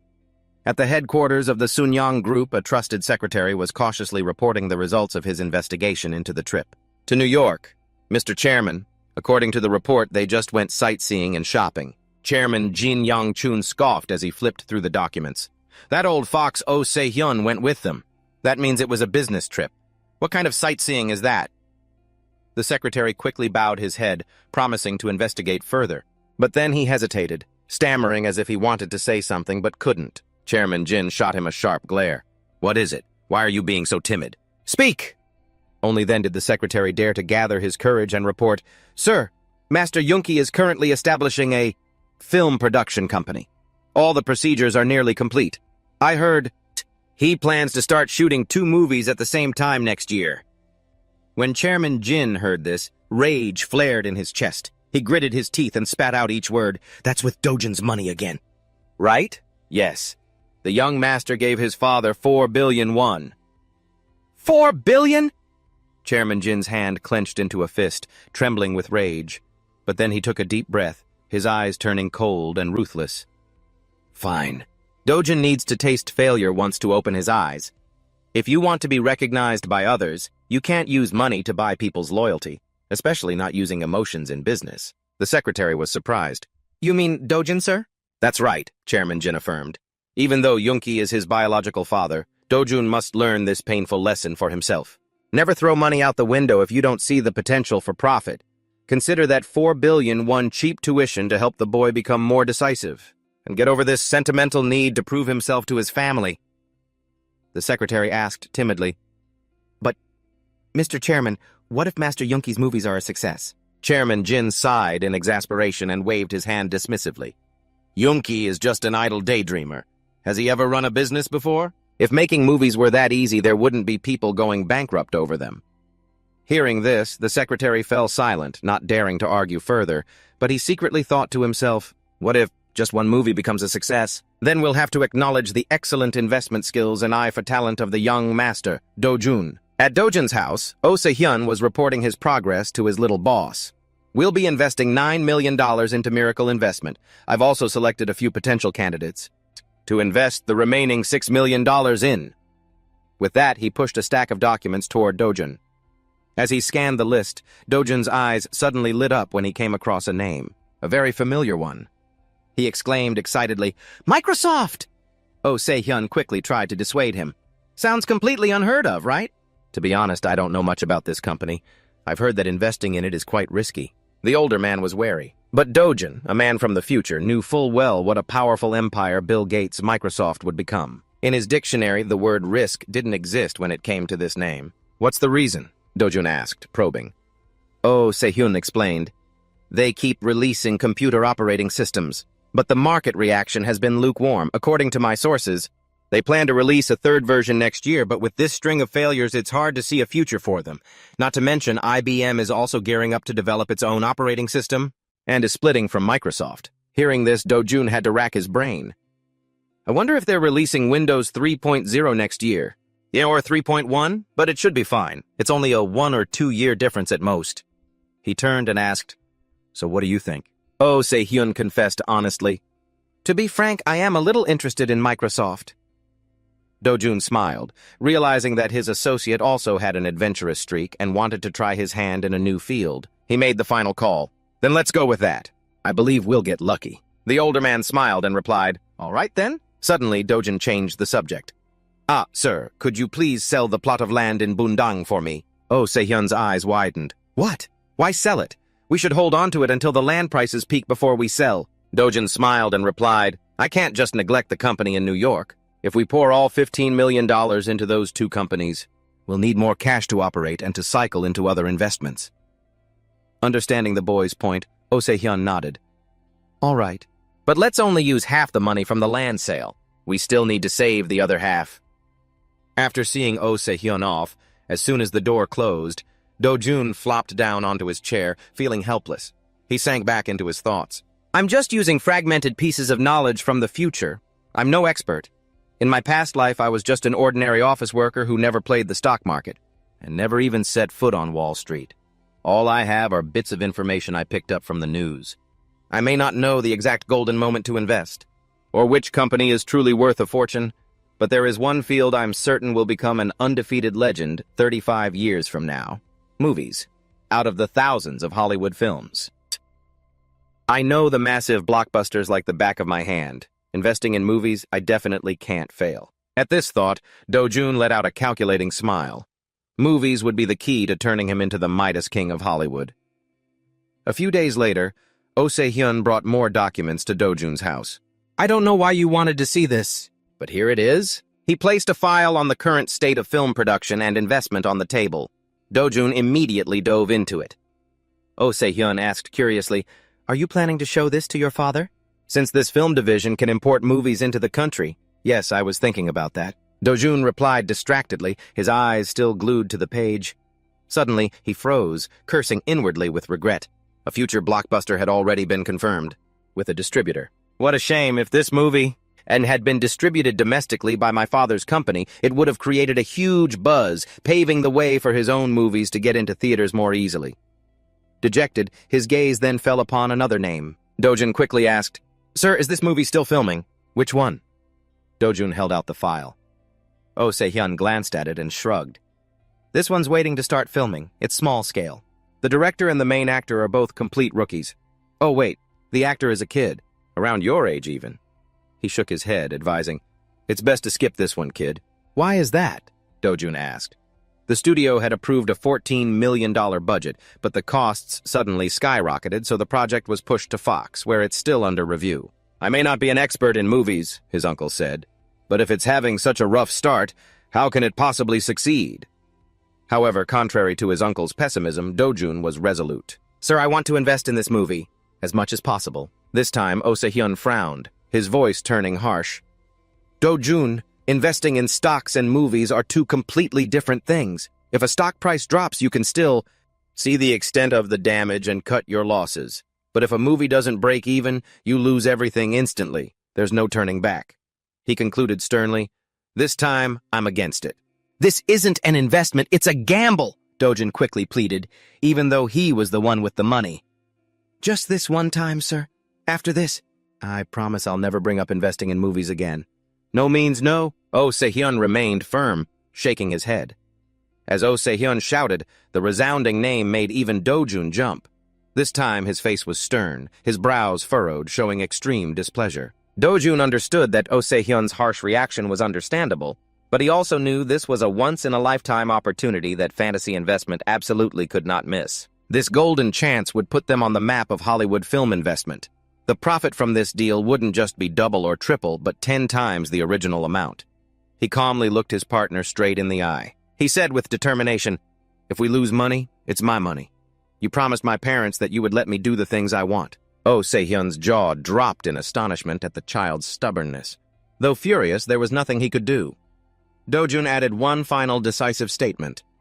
"Besides, and even if I spend every last penny of the company's capital, it doesn't matter. My grandfather is the richest man in Korea, isn't he, sir?" That arrogant but true statement left Oh Se-hyun speechless. He had to take a few deep breaths to suppress his rising anger. Finally, he exhaled in defeat. Fine, do as you wish, I give up." Dojun smiled triumphantly and added a condition. "Sir, please make sure the distribution rights in Korea belong to my father's company, okay?" "Not a problem. We're probably the only company crazy enough to invest in this ridiculous project anyway," Oh Se-hyun replied sarcastically. "Anything else? Is that all?" As soon as he heard that, Oh Se-hyun hastily grabbed his briefcase, stood up, and left immediately. He said curtly that he would handle it quickly and report back later. Dojun's mother came out from the kitchen and kindly invited him to stay for dinner, but Oh Se-hyun, still annoyed, flatly refused. "Sister-in-law, I'm not in the mood to eat right now. I'll be taking my leave." Dojun's mother watched his retreating back, confused, not understanding what had happened. She turned to her son and asked, "Are you all right, Dojun? What's going on?" "I'm fine, Mom. Don't worry," Dojun said with a reassuring smile, thinking to himself, "Just you wait. Once he sees the box office revenue at the end of this year, his anger will melt away like spring snow." Holding the script, Dojun gave the mysterious smile of someone who was certain of victory. On the cover, the movie's title was printed in bold, proud letters, Home Alone. Time passed, and everything went exactly as Dojun had predicted. After Microsoft launched the Windows 3.0 operating system and entered the personal computer market, tech stock prices began to soar. Miracle Computer's stock continuously broke records, bringing enormous profits to fantasy investment. Thanks to the huge win in the tech sector, Oh Se-hyun's anger naturally vanished, replaced by a radiant smile whenever he saw Dojun. He even generously consoled him, saying that the projected loss of $8 million, about 5.6 billion won, from investing in Home Alone was nothing. "We'll make it back in a few years," he gestured grandly, acting magnanimous. But Dojun, with the soul of an experienced 40-year-old man, just chuckled to himself. He knew for sure it wouldn't be long before Oh Se-hyun would have to eat those unnecessary words of comfort. And indeed, that day came sooner than expected. Reality hit Oh Se-hyun right in the face. He ran to Dojun, his face so ecstatic he couldn't believe his own eyes. "Do you have any idea? The net profit from that movie alone has reached 33 billion won. That's a 6-fold increase on the initial investment, and that's just the revenue from the US. If it's released worldwide, the number will be even more astronomical. Compared to all the elementary school kids on the planet, you are officially the richest kid in the world." Dojun replied nonchalantly, "But sir, I'm in middle school now." Oh Se-hyun froze for a second. He had completely forgotten how quickly time had passed. He panicked. "He's starting middle school this March? If he's at school all day, who's going to make money for me?" Just then, Dojun's father walked into the room with a dejected look on his face. "Oh," Se-hyun quickly asked, "what's wrong? Is it the same old story? Hasn't your movie found a theater to screen it yet?" The father let out a long sigh, his voice filled with anguish. "Don't even mention it. It's clear the theaters have open slots, but they all refuse. They say they have to save the slots for that Home Alone movie that's all the rage for the New Year and Christmas season." Oh Se-hyun tried to suppress a laugh and feigned surprise. "Oh really? Is that movie so hot that theaters have to reserve spots for it?" "Yeah, I heard it's a family comedy that's breaking all box office records," Dojun's father said sadly, not daring to look either of them in the eye. "They said my film will only get a chance after Home Alone finishes its run." That day, Oh Se-hyun and Dojun exchanged a sly glance. Both of them knew exactly who the real owner of that blockbuster was. Dojun spoke up with a suggestion. "Dad, why don't you give them an offer? Announce that any theater willing to screen your film will also get the exclusive screening rights for Home Alone. The New Year holiday is the golden time to make money, after all. Dojun's father fidgeted for a moment, then it was as if a light bulb went on. He looked at his son as if he were an open-pit gold mine. That's right. Why hadn't he thought of that? He hastily grabbed the file folder. As he dashed out the door, he looked back and said, "Wait for me to handle this. Then we'll discuss it in more detail, Dojun." The boy watched his father's back disappear through the door as fast as the wind, leaving the uncle and nephew staring at each other in bewilderment. Oh, Se-hyun then suddenly remembered something important that he had completely forgotten in his excitement. How did this kid know for sure that we'd land that lucrative contract from the very beginning? After the successful deal, Dojun, with the advantage of his memories from the future, decided to go big. He told his close uncle, "Uncle, could you help me make a list of all the movies that will start filming this year? This time I plan to pour about $200 million into them." Hearing the enormous number, Oh Se-hyun was startled and tried to talk him out of it, saying that going big once was more than enough and far too risky. But Dojun remained calm and countered with a question of his own. "Hey, uncle, let me ask you something. What's the average investment return that the fantasy employees in New York make?" Oh Se-hyun did a quick mental calculation and replied, "About 600% a year. And that's just the lowest return among the deals I decided to invest in." After saying that, the uncle suddenly felt a sting, realizing he had just shot himself in the foot. It was clear he was completely outmatched by this kid's intellect. Dojun just smiled gently at his stunned uncle. With no arguments left, Oh Se-hyun had to admit defeat with a nod. "All right, I get it. I'll make the list and get back to you." After Oh Se-hyun left, Dojun wearily sank onto his soft bed. Although his body was resting, his brain was still working at full capacity. "I'm in middle school now. From now on, I have to focus on my studies to maintain my top rank and not disappoint Chairman Jin. Perhaps for the next 3 years, Dojun would have a bit more free time, because his investment work was simply a matter of picking the blockbuster movies that were guaranteed to succeed." Lost in thought, he heard a knock on the door. His mother peeked her head in. She asked gently, "Are you done talking with your uncle, dear?" Dojun sat up and replied politely, "Yes, Mom." Seeing her son was free, his mother suggested, "How about we go out and eat, just the two of us?" Dojun happily nodded in agreement. The very next day, Dojun was sitting at home when he heard the sound of footsteps pounding down the stairs. It turned out to be his naive and earnest father, who was in a hurry to go somewhere. Seeing this, Dojun asked politely, "Where are you going, Dad?" His father, putting on his shoes, replied, his voice filled with a mix of excitement and nervousness, "Today is the premiere of my movie. I'm just running to the theater to check on things. I'll be right back." Watching his father's flustered figure, Dojun couldn't help but laugh, finding him quite cute and funny. After his dad left, the little old man of a middle schooler put his feet up and read the Korea Economic Daily as if he were studying current events to see if there was any hot news or a newly crowned beauty queen to invest in. Suddenly, a piece of earth-shattering news caught Dojun's eye. The boy had to put the newspaper down on the table and reread every word just to be sure. All the papers were simultaneously attacking the car company, Hanjin. Dojun frowned, trying to search his memory. In his past life, this hadn't happened in 1991. According to his memories, Hanjin Motors only truly collapsed after the 1997 foreign exchange crisis. And it wasn't until 1998 that it was acquired by the Daeyoung Group. He began to feel tense. Had his interference changed the flow of history? Or was this just a competitive tactic? From some other company? Or perhaps this was a move in the government's corporate restructuring process. Dojun rushed off to find his mother. Seeing her son in a panic, she asked kindly, "What's wrong, honey?" She thought her son was about to whine for money or something. But no, Dojun asked urgently, "Mom, when are we going to Grandpa's house?" "Tomorrow, dear," his mom replied. Dojun shook his head vigorously. He couldn't wait. He wanted to go today. Seeing her son's determination, his mother had no choice but to give in. She told him they'd go after breakfast, but she didn't forget to give him a thorough warning. "When we get there, remember not to make your grandfather angry, okay? If he gets mad, this family won't have a single penny to its name." Just then, Dojun remembered something and asked, "Wait, Mom, aren't you going to the movie theater?" "Today's the premiere of Dad's movie." His gentle mother sighed and confessed, "I'm afraid that if no one shows up to watch, it'll be too sad. I'm too nervous, so I don't dare to go." Dojun understood that he couldn't reassure his mother just by saying, "Don't worry, Mom," because she was completely clueless about the potential of his father's movie. In fact, she might have completely forgotten about it or thought from the start that it wouldn't amount to anything.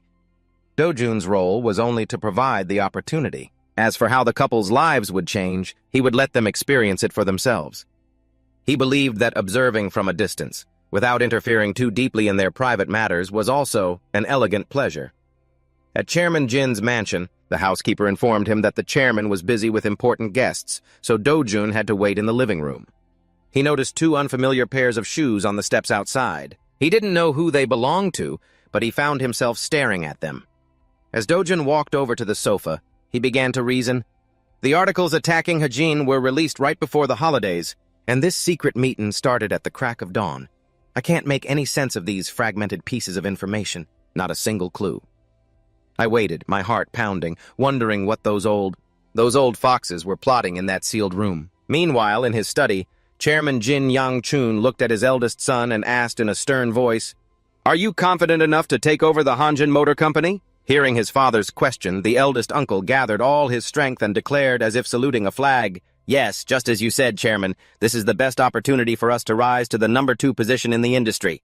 I will definitely acquire Hanjin and am determined to seize the number 1 spot." Chairman Jin nodded in satisfaction, entrusting him with the great responsibility. "From now on, I'm putting you in charge of this. Discuss it thoroughly with the department heads. We must acquire Hanjin within this year. If you succeed, I will give you full control of the automotive division." Both the eldest uncle and the secretary were utterly astonished to hear this, but a second later, a self-satisfied smirk spread across the uncle's face. As he imagined the mountain of money and power that was about to fall into his hands, the secretary, standing beside him and observing, also had the gears in his mind turning with his own calculations. Giving the auto division to Jin Young-ki is no different from implicitly handing the entire Sun Yang group over to him, Secretary Lee thought to himself, looking worriedly at the chairman. Could it be that the chairman has already decided on his successor? The thoughts of both men were cut short by the stern voice of Chairman Jin Yang-chun. He turned to his eldest son and asked, "What, you don't want to accept? Or are you not confident enough to handle it?" Vice Chairman Jin Young-ki hurriedly bowed his head, his voice trembling with emotion. No, sir, not at all, father. Thank you so much. Chairman Jin looked at his eldest son with an unreadable expression. Then he waved his hand. "Go on now. Remember, the marketplace is a battlefield. Try not to make any foolish mistakes. You don't need to come in early tomorrow, just be present for the New Year's ceremony. Time is gold and silver right now. Get to work." Jin Young-ki nodded his head repeatedly like a chicken pecking at grain, hastily bowed, and then backed out of the room. He walked with such a visibly gleeful spring in his step that Secretary Lee and Chairman Jin couldn't help but watch him go. When his back had disappeared behind the door, Secretary Lee turned and said quietly, "The vice chairman received a very big lucky money envelope this year." Chairman Jin furrowed his brow. "What do you mean by that?" "Well, didn't you just implicitly announce the plan for choosing the successor?" Secretary Lee replied. But the smile on Chairman Jin's lips suddenly turned strangely cunning. He smirked. "Did I say a single word about giving him the entire Sunyang group? I only promised to let him manage the auto division." Secretary Lee was stunned, not expecting the old chairman's mind to still be so sharp. Chairman Jin leisurely picked up his teacup and calmly explained, "If he controls more than half of the auto shares that our subsidiaries currently own, then I can still protect the business rights of the entire group. That is my real move, and of course the auto division is still a rather large lucky money envelope." Secretary Lee sighed in admiration. "For you to do this? When the vice chairman finds out the truth later, he'll surely be very disappointed." The old fox Jin Yang-chun laughed triumphantly. "Disappointed? On the contrary, his greed will only grow, and he will try everything he can to fight for more, because Young-ki will have the same naive thoughts as you." Hearing this, Secretary Lee could only remain silent. It's true what they say. The older the ginger, the spicier it gets. Chairman Jin's shrewd mind was always a few steps ahead of everyone else.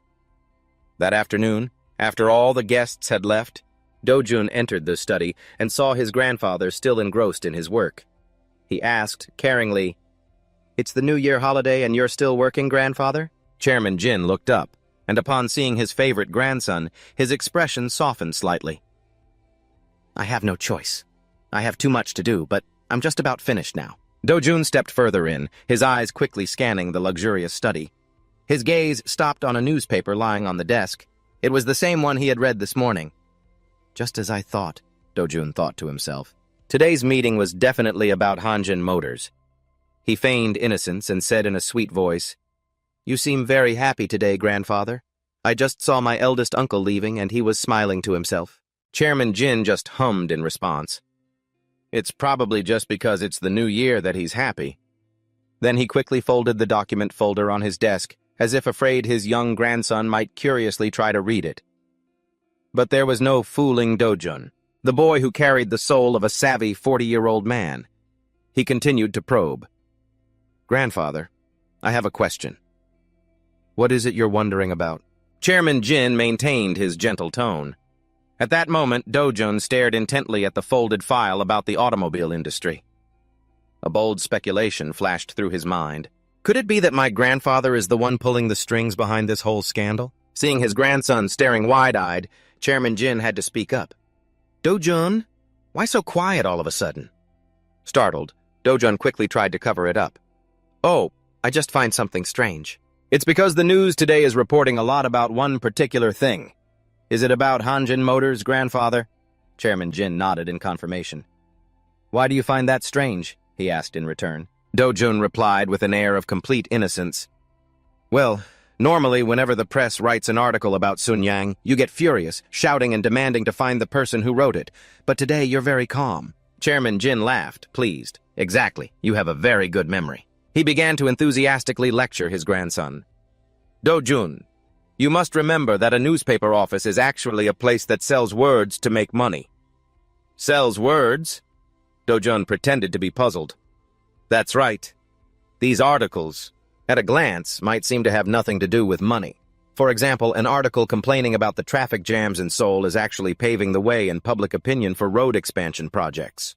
By construction companies. Dojun stood still, intently hanging on every word. Chairman Jin pointed at the newspaper. So, you tell me who stands to make money from these articles that criticize Hanjin Motors? Dojun answered quickly without a moment's hesitation. The rivals who want to see Hanjin Motors collapse. Ha ha ha! Very clever! Chairman Jin laughed with delight. He waved for Dojun to come closer, then ruffled his hair in praise. But inside, Dojun's mind was in turmoil. Damn it! So it was him. To think that the first person to make a move against Hanjin Motors was my own grandfather. He began to worry. According to his memories from his past life, it was the Daeyoung Motor Group that was supposed to acquire Hanjin Motors. So it wasn't Sun Yang. Could it be that in my past life, grandfather failed in this deal? That's how Daeyoung was able to swoop in and take the prize. The next day, the Lunar New Year spirit filled the Jin family mansion. From early morning, the sound of chopping knives and clanking plates echoed from the kitchen. The chefs were busily preparing, while the maids moved swiftly, carrying out each steaming dish to the banquet table. An 8-meter-long dining table was laden with every kind of luxurious delicacy. It was overwhelmingly opulent. The entire Jin family was gathered. Chairman Jin Yang-chun sat at the head of the table, silently enjoying his meal, radiating absolute authority. Around him, the other family members also ate with their heads bowed, not daring to make a sound. The only daughter and her husband chewed cautiously, as did the eldest son, Jin Young-ki and his wife. Then came the second son, Jin Dong-ki and his wife. At the far end of the table, the youngest son, Yoon-ki's family, also sat stiffly, not daring to utter a single word. The atmosphere at the Chaebol family's dining table, though filled with delicious food, was unusually suffocating and tense. Dojun's parents, who held the most humble position in the family, sat hunched over, full of apprehension. In contrast, Dojun, the favorite, wealthy grandson, leisurely enjoyed his meal, unafraid of anyone. Suddenly, his eldest uncle seemed to recall some semblance of brotherly affection for Dojun's father. He casually inquired about the performance of the movie that premiered yesterday. Dojun's father, having not been addressed by anyone in the family for so long, was momentarily flustered and stammered, unable to answer immediately. Hearing his useless youngest son mentioned, the chairman simply frowned in silence. Regaining his composure, Dojun's father held his head high and replied firmly, "It's doing quite well, brother. Just looking at that one theater, we've already sold nearly half the tickets." Hearing this, the eldest uncle let out some insincere praise. "Oh, my little brother, you're quite skilled. For a debut film to be such a smashing success already, huh?" Dojun's father gave a humble smile. "Today is only the first day of its release. You'll have to wait until it leaves the theaters to know the exact results." Dojun, sitting beside him, was overjoyed to see his father finally speak up and respond with confidence. He ate with a small, satisfied smile. Just then, his plump and arrogant second aunt raised her voice. Ordering her sister-in-law around, she held her empty bowl out towards Dojun's mother and commanded curtly, "Go to the kitchen and get me more soup." His gentle mother could only lower her head submissively and reply, "Yes." As she was about to stand up and obey, Dojun felt his blood boil. This old hag never changes. She takes every chance she gets to walk all over his mother. Dojun's father was furious too, but he was helpless, forced to swallow his anger. Suddenly, the chairman's authoritative voice cut through the suffocating atmosphere. "Second daughter, get me a bowl of soup." Dojun's mother flinched and turned around. Both Dojun and his father were bewildered, not understanding what was happening. The second aunt thought she had misheard and stood frozen to the spot. Seeing this, the chairman started to grow impatient. He held his bowl out in front of her and barked, "You're still young and already going deaf? I said get me some soup." The second aunt jumped, hastily replying, "Yes, yes, father." She then scrambled over to take the bowl from the chairman's hand, not daring to delay for even a second. She was afraid of upsetting her personal walking bank. The other two aunts at the table also breathed a sigh of relief as if they had just dodged a bullet. Dojun's parents were still in a state of shock. They just sat there, dumbfounded, staring at the chairman. And as for him, the most powerful man in this house, he calmly continued his meal as if nothing had happened. Dojun thought to himself, "Grandfather has just publicly defended and acknowledged my parents' status in front of the entire family. From now on, no one in this house will dare to bully or look down on my parents again." He let out a cryptic smile.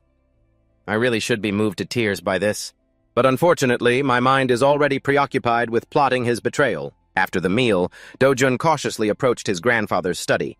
He peeked in to observe for a moment, then quickly slipped inside. His target was the important report that his grandfather had left on the desk yesterday. In order to stop his plan, he had to understand every single step detailed within it. Finally, Dojun found the stack of documents on the desk.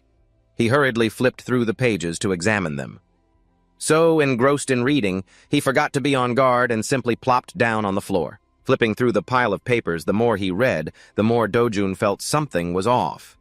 This wasn't merely a strategic report on the acquisition of Hanjin Moto. This was a detailed proposal on the necessity of restructuring the automobile industry, complete with related policies and support measures from the government. The document argued that letting Dae-Young Moto acquire Hanjin would lead to a dangerous market monopoly. Therefore, the conclusion it reached was that Sun-Young Motor was the most suitable candidate to acquire Hanjin. Reading this, Dojun clenched his fists in anger. So that's how it is. He drafted a policy that benefits himself. Then spoon-fed it to the government, and the government just acted according to the script he wrote. In other words, Sun-Young Group and the government are in deep collusion. Frustrated, Dojun bit his finger lightly. "I can't exploit any loopholes in this deal. What am I supposed to do now? If I give up now, Hanjin Moto will fall into Sun-Young's hands, and my entire plan will go up in smoke." Lost deep in thought, Dojun was completely unaware of the sound of footsteps approaching from behind. "What are you doing in here, grandson?" A familiar voice rang out. Dojun froze. His entire body went stiff, his face a mask of shock at being caught red-handed. He slowly lifted his head, still clinging to a faint glimmer of hope. But alas, standing tall and menacing before him was none other than his grandfather, the powerful and ruthless chairman. His face was flushed with fury. Looking down, he saw Dojun sitting on the floor, looking for all the world like a weakling kneeling to beg for forgiveness. Dojun looked straight up at his grandfather, trying to remain calm and come up with an excuse. "I'm sorry, grandfather. I just wanted to find some related materials for reference, that's all." A tense atmosphere filled the room. But then, surprisingly, the chairman's angry expression softened, replaced by a faint smile. He asked, "So, did you find the answer you were looking for?" Dojun was overjoyed internally, but pretended to scratch his head innocently. "I've only just glanced through it, so I don't really understand it very well yet." The chairman's expression turned stern and admonishing again. "It's a shame you couldn't resolve your own questions. A thirst for knowledge is a good thing, but from now on, if I am not here, you are forbidden from entering this room without permission. Do you understand?" Having been let off the hook, Dojun was ecstatic. He quickly tidied the documents back on the desk, mumbled an apology, and scurried out. The immediate crisis, at least, had been averted, but the future still held worries. He had hoped the report would include a plan to acquire Hanjin Moto, But reality was not so kind. Dojun pondered this as he walked. I have to find another way to turn this situation around. Just as he was about to step out the door, Dojun suddenly stopped. He turned his head to look at his grandfather. Chairman Jin was still sitting there, a gentle smile on his face. It was as if he had never plotted anything ruthless. Dojun met his gaze and bowed respectfully, but a spark ignited in his mind. The person I need to stop isn't my grandfather. It's the government. What should I do? He had to make the government so preoccupied that it wouldn't have the time to pay attention to the Sunyang Group's proposal to restructure the auto industry. Dojun began to rummage through the memories of his past life, piecing together the major events that were about to happen at this time, and then he smiled. The next day in the chairman's meeting room, a heavy atmosphere hung in the air. Chairman Jin sat leaning back in his chair, listening to his secretary's report with a grave expression. Sir, according to my investigation, all the rumors are true. Chairman Chung Tae-soo of the Hanbo Group has been secretly buying up land, and related politicians have also received enormous bribes. The secretary hesitated for a moment before continuing. I fear this case will cause a major shockwave and won't die down anytime soon. It would be best for us to limit contact with the Blue House during this time. The acquisition of Hajinmoto's shares will probably have to be put on hold as well. Throughout the report, Chairman Jin's fingers tapped rhythmically on the tabletop. Each tap was like a hammer blow to the secretary's mind, causing him to break out in a cold sweat. What a bunch of useless fools, the chairman roared. I warned them not to invest in land under this administration. He gave a firm order. Pull out of that risky investment immediately. His eyes accidentally fell upon the proposal file for the government-backed acquisition of the auto industry lying on the table. Now it looked utterly repulsive. In a fit of rage, he grabbed the file and threw it straight into the trash can. Meanwhile, at Dojun's house, the boy was leisurely drinking milk, giving himself a silent word of praise. It's a good thing I remembered this Hanbo scandal. Anonymously sending the information to the press agencies finally paid off. Placing the empty milk carton on the table, Dojun smiled triumphantly. With a scandal of this magnitude, the government will be scrambling to handle the crisis for a long time. They won't have the bandwidth to care about Sunyang's proposal anymore. Hajinmoto? I managed to protect it after all. The next day at Oh Se-hyun's office. Uncle, it's time you came to work for me full-time, Dojun began.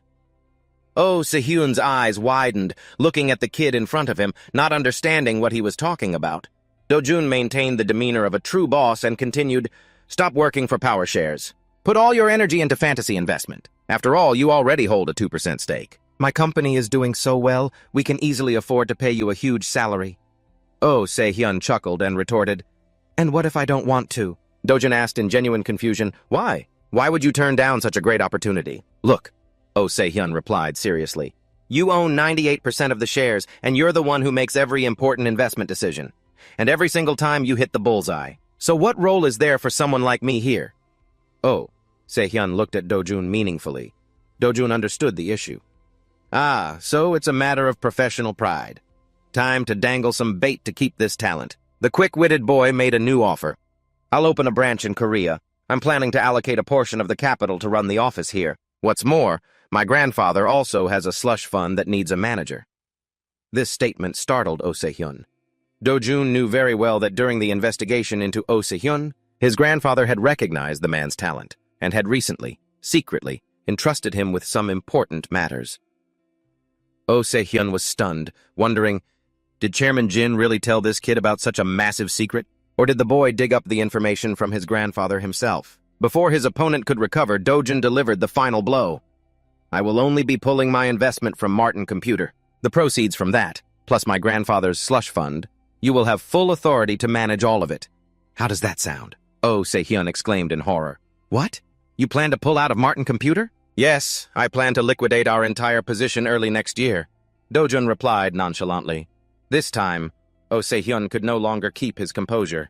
He jumped up and yelled in Dojun's face. Are you crazy? Martin Computer is our golden goose. Why would you want to pull out now? Their stock price has never dropped since they went public. It's a blue-chip stock. Are you just planning to throw money out the window? Dojun remained calm, as if it were no big deal. We can discuss that later. What do you think about what I just proposed? And please don't misunderstand. This isn't me giving you an order. I'm sincerely asking for your help. The more Oh Se-hyun heard this insolent kid's tone, the more his blood boiled. He whipped his face toward the window. He refused to answer, cursing inwardly. What a hateful little brat. But as annoyed as he was, he had to suppress his anger and reply, "All right, I'll organize my conditions and get back to you. We'll discuss it in more detail then." Upon hearing this, Dojun was overjoyed, thinking to himself, "This is perfect. Any conditions are fine. After all, I was planning to meet them all anyway. What I need most right now is a partner like Oh Se-hyun, an adult who doesn't treat me like a child, who's also smart and seasoned with experience. Most importantly, he's a sly old fox in the business world. Wherever we go, I won't have to worry about being bullied or taken advantage of. From now until I'm old enough to be an adult, the only person who can represent me is Oh Se-hyun." Suddenly, Oh Se-hyun turned back and asked, "Dojun, let me ask you something. What do you plan to invest in next with the profits from Martin Computer?" "I plan to invest in the Japanese market, sir," Dojun answered curtly. As soon as he heard the words Japanese market, Oh Se-hyun's eyebrows furrowed tightly. He stamped his foot and objected vehemently, almost shouting, "Absolutely not! You've read the news, haven't you? If the economic bubble bursts, Japan is the place with the highest risk of a crisis." Dojun, maintaining the composure of a wealthy young master, calmly replied, "Sir, the most dangerous place is also where the best opportunities lie. Don't you know that better than anyone?" Oh Se-hyun was furious, but there was nothing he could do about this kid. He tried to reason with him. That's just empty theory for a few lucky people. Out of 100 people who rush into a death trap, maybe one will manage to seize the opportunity. The other 99 will all go bankrupt. Dojun smiled confidently and retorted, "So, you don't think I'll be that one person out of 100? The kid's overconfidence, bordering on arrogance, left Oh Se-hyun speechless. He could only stand there, stunned and at a loss for words. Seeing Dojun still holding that enigmatic smile, he had to exclaim, "Just stop smiling! It's creeping me out!" Meanwhile, at the Sunyang family mansion, the atmosphere was not nearly as pleasant as the weather outside. The eldest uncle, Jin Ian-ki, was questioning his son. "How was your meeting with your grandfather?" "He told me to stay in Europe until I'm 30, the son replied. Hearing this, the uncle flew into a rage. "And then what? Don't tell me you dared to show him an attitude." The son grimaced in annoyance. "Who do you think I am, Dad? I'm not that stupid. Of course, I just smiled and promised I would do my best." Hearing that, the uncle's tone softened. "Good," he praised. He turned to his 3 children and warned in a stern voice, "You are all grown up now. Engrave my words into your minds. Your grandfather definitely has people monitoring your every move. If you cause even the slightest trouble, it won't just be you who suffers. I'll be dragged down with you." The 2 younger sons listened as if it were all going in one ear and out the other, their faces long and miserable from having to listen to their old man's lecture. The uncle turned to his daughter. "Ye-jun, you're graduating from university next month. I'll find a suitable match from a good family for you to marry early. After that, you can study abroad or do whatever you want." Before her father could finish, his daughter jumped in. "Oh my God, Dad! What era are we living in that you're forcing me to get married right after graduation? Just wait a few more years, please." "You insolent child! You'd better listen to me!" the uncle roared. Scolded so harshly, the daughter had to rein in her rebellious attitude, sitting quietly and pretending to be scared, for fear of having her allowance cut. The uncle pointed a finger at his 3 children, enunciating every word. "You must remember, the comfortable lives you live now are all thanks to being the grandchildren of Chairman Jin Yang-chun. If your grandfather abandons you, your current lavish lifestyle will be cut by more than half." The eldest son, feeling the tension, asked, "Why are you suddenly saying all this, father?" The uncle looked at his 3 children, his chest tight with frustration. "Are you all blind? Haven't you noticed that grandfather's attitude started changing last year? Right now he's extremely fond of the youngest uncle and that kid Dojun's family." The eldest son retorted, "It's true that Dojun has been favored by grandfather lately, but he never really considered the youngest uncle his real son. He's not the type to start caring for the youngest uncle's entire family just because he dotes on Dojun." The other 2 children didn't know whose side to take and just sat silently, observing with somber expressions. The uncle let out a long sigh. "Listen to me carefully. Despite being swamped with work, your grandfather still makes time to watch the movies produced by the youngest uncle." The whole family was stunned by this news, their faces frozen like statues. The uncle continued, "Think about his age. He doesn't have much time left. From now until then, don't cause any more trouble. Once the Sunyang Group is officially in my hands, I'll let you live however you want, understood?" Hearing about the prospect of living freely and luxuriously in the future, all the children's eyes lit up as they nodded enthusiastically. After his lecture, the uncle angrily dismissed them. The three, having been let off the hook, quickly scurried away before they could be scolded again. Left alone in the room, the uncle started to feel a headache coming on. He blamed himself. I should have swallowed Hanjin Motors whole last year. Ever since that failure, major and minor matters within the group have been carried out without my knowledge. The lingering problems I worked so hard to solve at the subsidiary were ultimately resolved smoothly under direct orders, and from my father. Rumors have started to circulate within the group about a change in the line of succession. Some branch managers have even had the audacity to ignore me and report directly to my father, bypassing me completely. He's clearly changing. He slammed his hand on the table in anger. He thought of Dojun and realized that his father had no guard up against that kid whatsoever. Just because of one grandchild, the entire family's order is shaken. Have you ever thought, Father, that if the children aren't capable enough to run the conglomerate, it would be best to just cast them aside? The more his uncle thought about it, the more angry and terrified he became. The investment firm, Fantasy Investment in New York, had just completed allocating 10% of its capital to establish a branch. In Korea, Oh Se-hyun officially took the position of legal representative director for both the U.S. and Korean headquarters. His relationship with Dojun, the young major shareholder, grew closer and closer. Oh Se-hyun's attitude toward Dojun remained as respectful as before, but now he no longer vehemently opposed the boy's opinions. Dojun was secretly pleased, realizing that this seasoned financial expert had started to listen whenever there was a differing opinion. Instead of immediately dismissing it, Oh Se-hyun would offer reasonable analysis based on actual data for discussion. Today was another mentally taxing day for the two of them. Oh Se-hyun was facing the difficult decision. Please think it over carefully, Oh Se-hyun advised sincerely. Do you really want to sell all our shares in Martin Computer? Not even keep a small portion? Dojun calmly took a sip of tea and answered concisely, Mr. Oh, a 100-fold profit is more than enough. You have to know when to stop. There's no reason to be any greedier. Seeing the boy's determination, Oh Se-hyun had no choice but to nod in agreement. As he was about to leave, his eyes accidentally fell upon a folder on Dojun's desk. He picked it up and skimmed through it. He couldn't help but be surprised. You're also looking into this company? A very tough prey to swallow. Their revenue last year reached 100 billion won, which is almost 800 billion won if converted to the current exchange rate. At that scale, they're already considered a large corporation. Dojun nodded. That's right. A company of that size can't be taken lightly. Oh Se-hyun continued his analysis, his eyes lighting up. This company has an incredibly solid foundation linked to the information technology industry. And you know, the more IT booms, the stronger they'll become. Its future is limitless. Dojun smiled and looked back at the file. On the cover were the words, SoftBank. A thought flashed through Dojun's mind. Actually, I've had my eye on this company for a long time. I only asked him to create a list of recommendations out of respect. I never expected our thinking to align so perfectly. He probed, what do you mean by tough to swallow? Oh, Se-hyun frowned worriedly. I'm afraid they don't need any more investors. Besides, the founder of this company is no ordinary man. He's a third-generation Korean-Japanese. Dojun, of course, knew this person well. That's Masayoshi Son, the living legend of the venture capital world. The man who will write golden chapters in the history of global technology. Do they have plans to go public yet? Dojun asked. According to the information I have, not yet. Oh Se-hyun shook his head. Dojun rejoiced internally. Excellent. That means the opportunity is still wide open. Memories of his past life flooded back.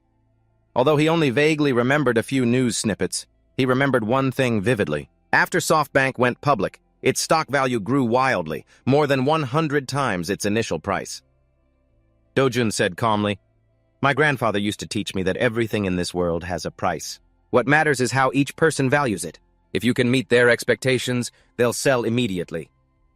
Oh Se-hyun listened intently, waiting for his young boss's next move. So how much are you planning to offer them? He asked. Dojun cleverly passed the ball back to his uncle. What do you think, Mr. Oh? Caught off guard by the question, Oh Se-hyun thought for a moment, then held up 5 fingers. 5 times its current valuation. At this price, after they IPO, we could make about a 30% profit margin, right from the first wave. Dojun shook his head and smiled lightly. If it's only 5 times, I'm afraid they won't even bother to glance at our proposal, Mr. Oh. Oh Se-hyun scratched his head, looking puzzled. But that's already a very high offer. I'm sure many other investors would only dare to propose that much. If we offer any higher, the risk would be too great. It wouldn't be worth the investment at this point. Only then did Dojun reveal the confidence of someone who holds the future. Then all we have to do is offer more than all of them. Seeing the boy being so cryptic, Oh Se-hyun started to get impatient. So how much do you want to offer? Dojun looked him straight in the eye, his voice clear. I predict their stock value will increase 100-fold. So I'm considering offering them 50 times their value right now. What? Oh Se-hyun looked as if he'd been struck by lightning, his mouth agape, speechless. The number 50 times. It sounded like a mad joke from a lunatic. But Dojun remained calm, as if he were just discussing the weather. Don't be so shocked, Mr. O. Martin Computer already grew 100-fold, didn't it? Is there any reason SoftBank, a future giant, couldn't achieve the same? This time, Oh Se-hyun was truly terrified. He tried to argue against it. But what if it fails? SoftBank isn't a company that makes products like Martin Computer. They're just a distribution and investment company. 100-fold? It sounds too fantastical. If we're wrong, we could lose everything. This is too risky. It's no different from gambling.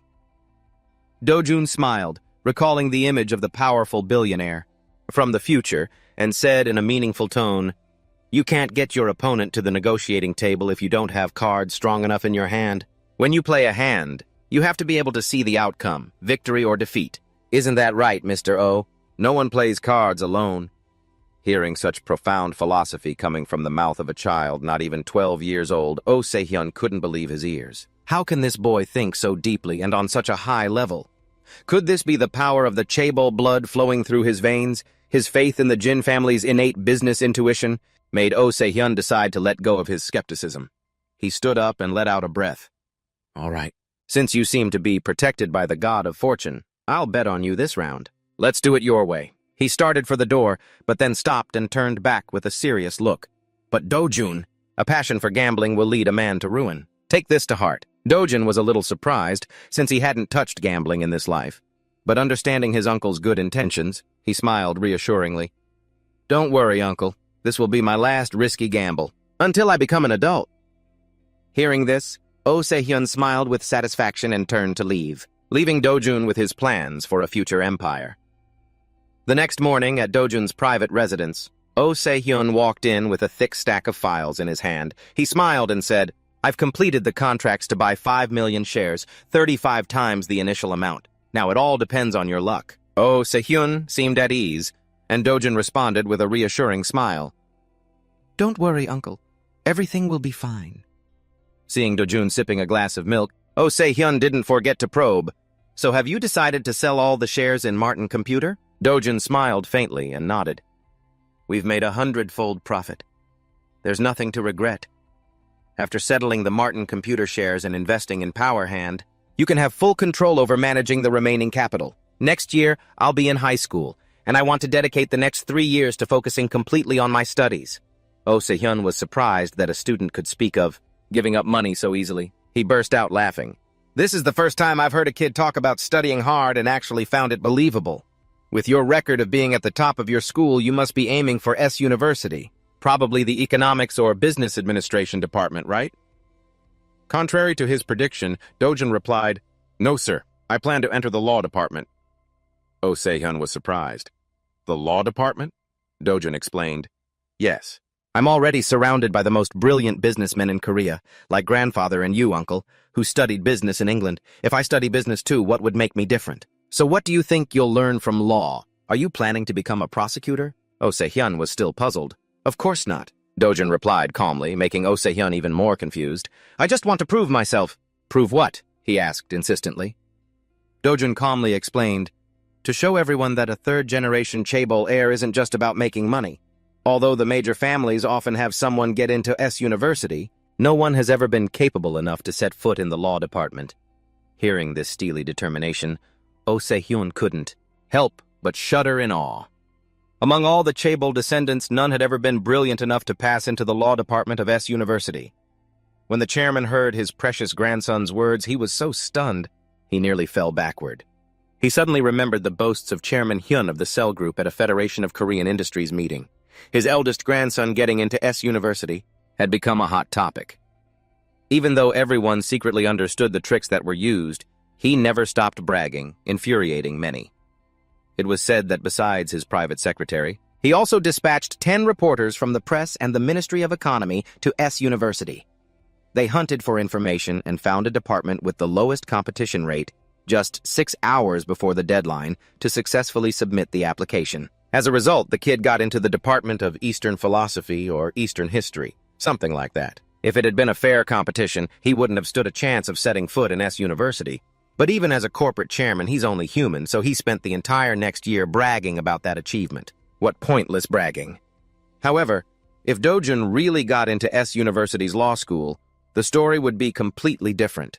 Because the law department is a place that accepts no cheating whatsoever. Every achievement, there is an absolute recognition.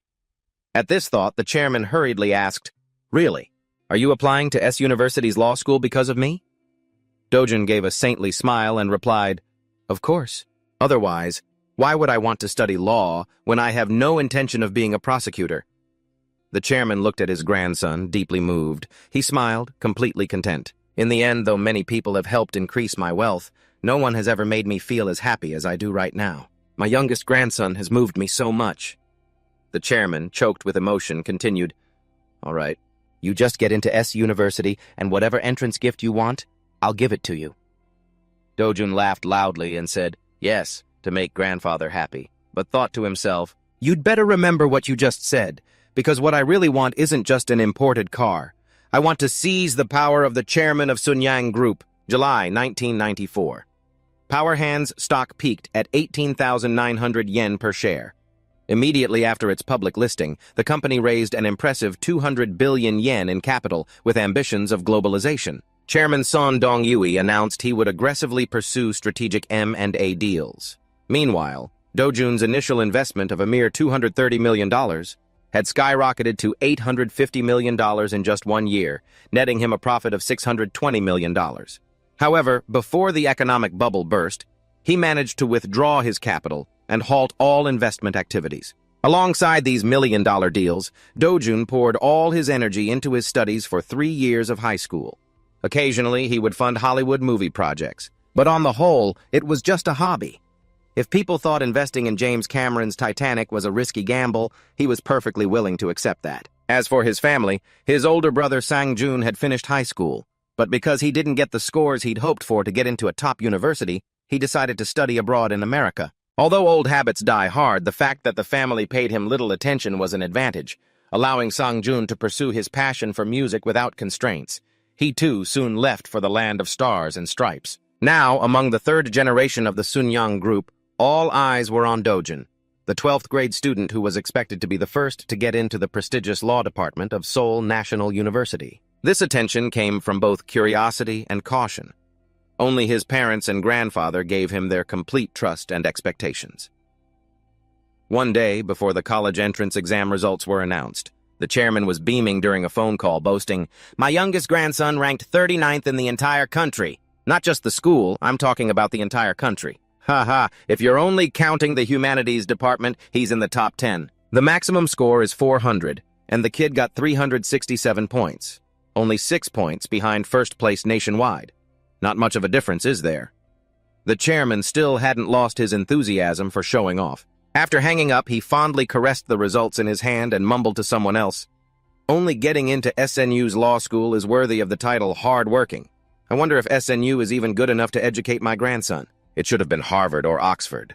I pledge to cover the tuition for those who don't get a full scholarship, but with these scores, he'll definitely get a scholarship." He feigned a sigh. What a difficult problem. After another call, the chairman once again scanned his contact list. He picked up the phone and asked his secretary to call the communications department immediately. That afternoon, at his residence, he handed the results to the head of the communications department who had just arrived. After a quick glance, the man respectfully offered his congratulations.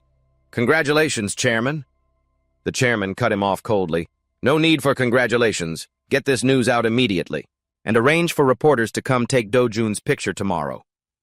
The head of communications was confused, not understanding. The chairman continued, "Can't you see what's going on? What will people think? The rumors are that the chairman's children and grandchildren only get into prestigious schools using money and connections. But with a score like this, Can money and connections buy it? Make sure those rumors disappear after tomorrow's article." The head of communications quickly replied, "Understood. I understand your intention, Chairman." The chairman smiled with satisfaction, admiring the results. He was completely pleased with his grandson's achievement. The next day, reporters flocked as if Dojun were a celebrity. He calmly answered the interview questions.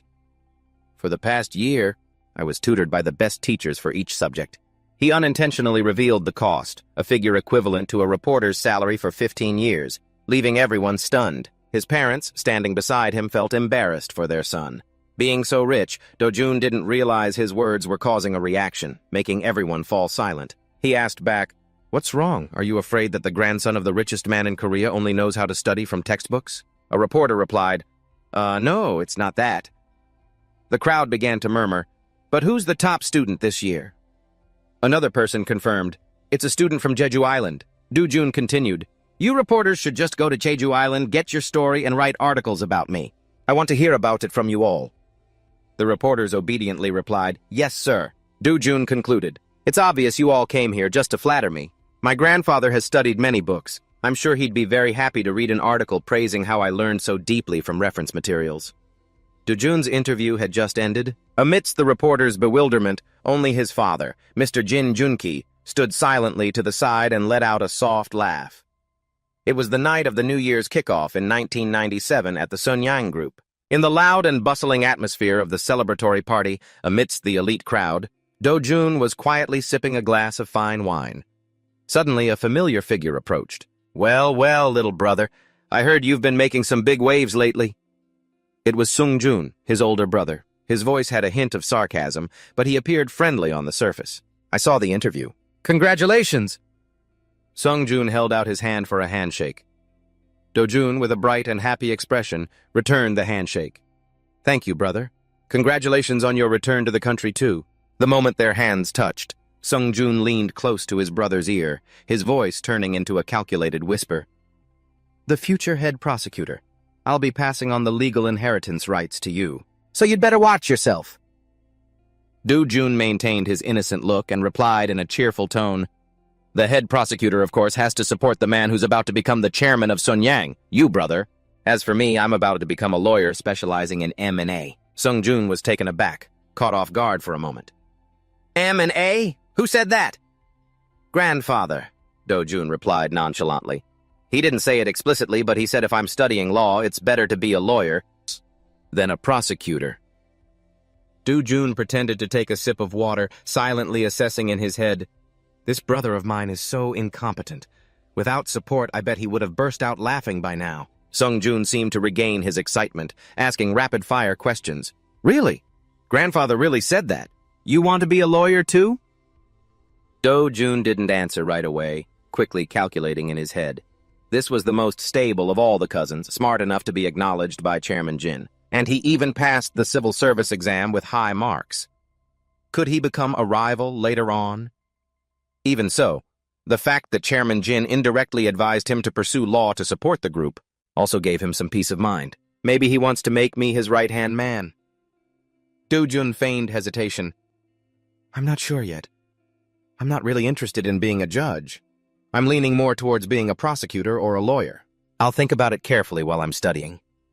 He knew he could have given the answer Sungjun wanted to hear, but everything needs its own process.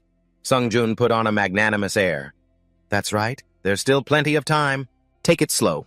You just graduated from high school. No need to rush a decision.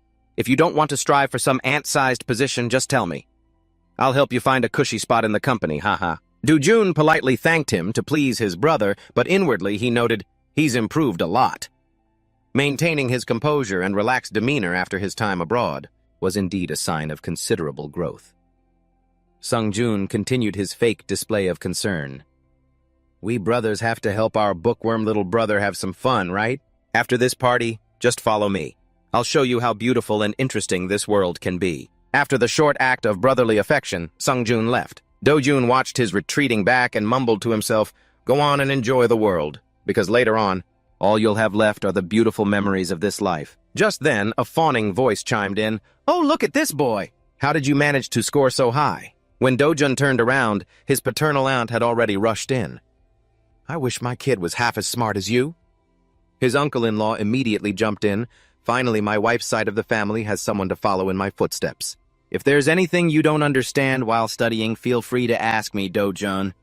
I'll do everything I can to help. Hearing this, the aunt's expression soured. Follow in your footsteps? Did you graduate from S University? You've never even had a chance to see the gates of S University. Her husband quickly snapped back. I never said we were from the same school. I meant he's my junior at the Judicial Research and Training Institute. The aunt's attitude did a complete 180. Oh, that's wonderful.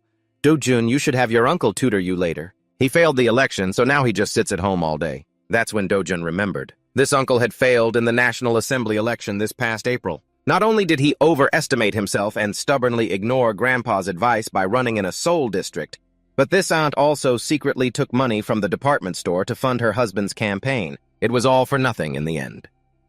Seeing the couple scowling and bickering, Dojun guessed the cause was their recent money problems. Dojun smirked slightly as he spoke. Uncle, are you planning to run for office in Seoul again next time? His uncle, his face full of renewed vigor, declared decisively, Of course! Why would I stop after just 2 runs? I'll complete this term and then advance to even higher positions. Inside, Dojun let out a cynical laugh, but on the outside he maintained the innocent smile of a child. I know you're very happy about my achievement, Uncle, the man continued, his tone full of insinuation. There's a special election coming up.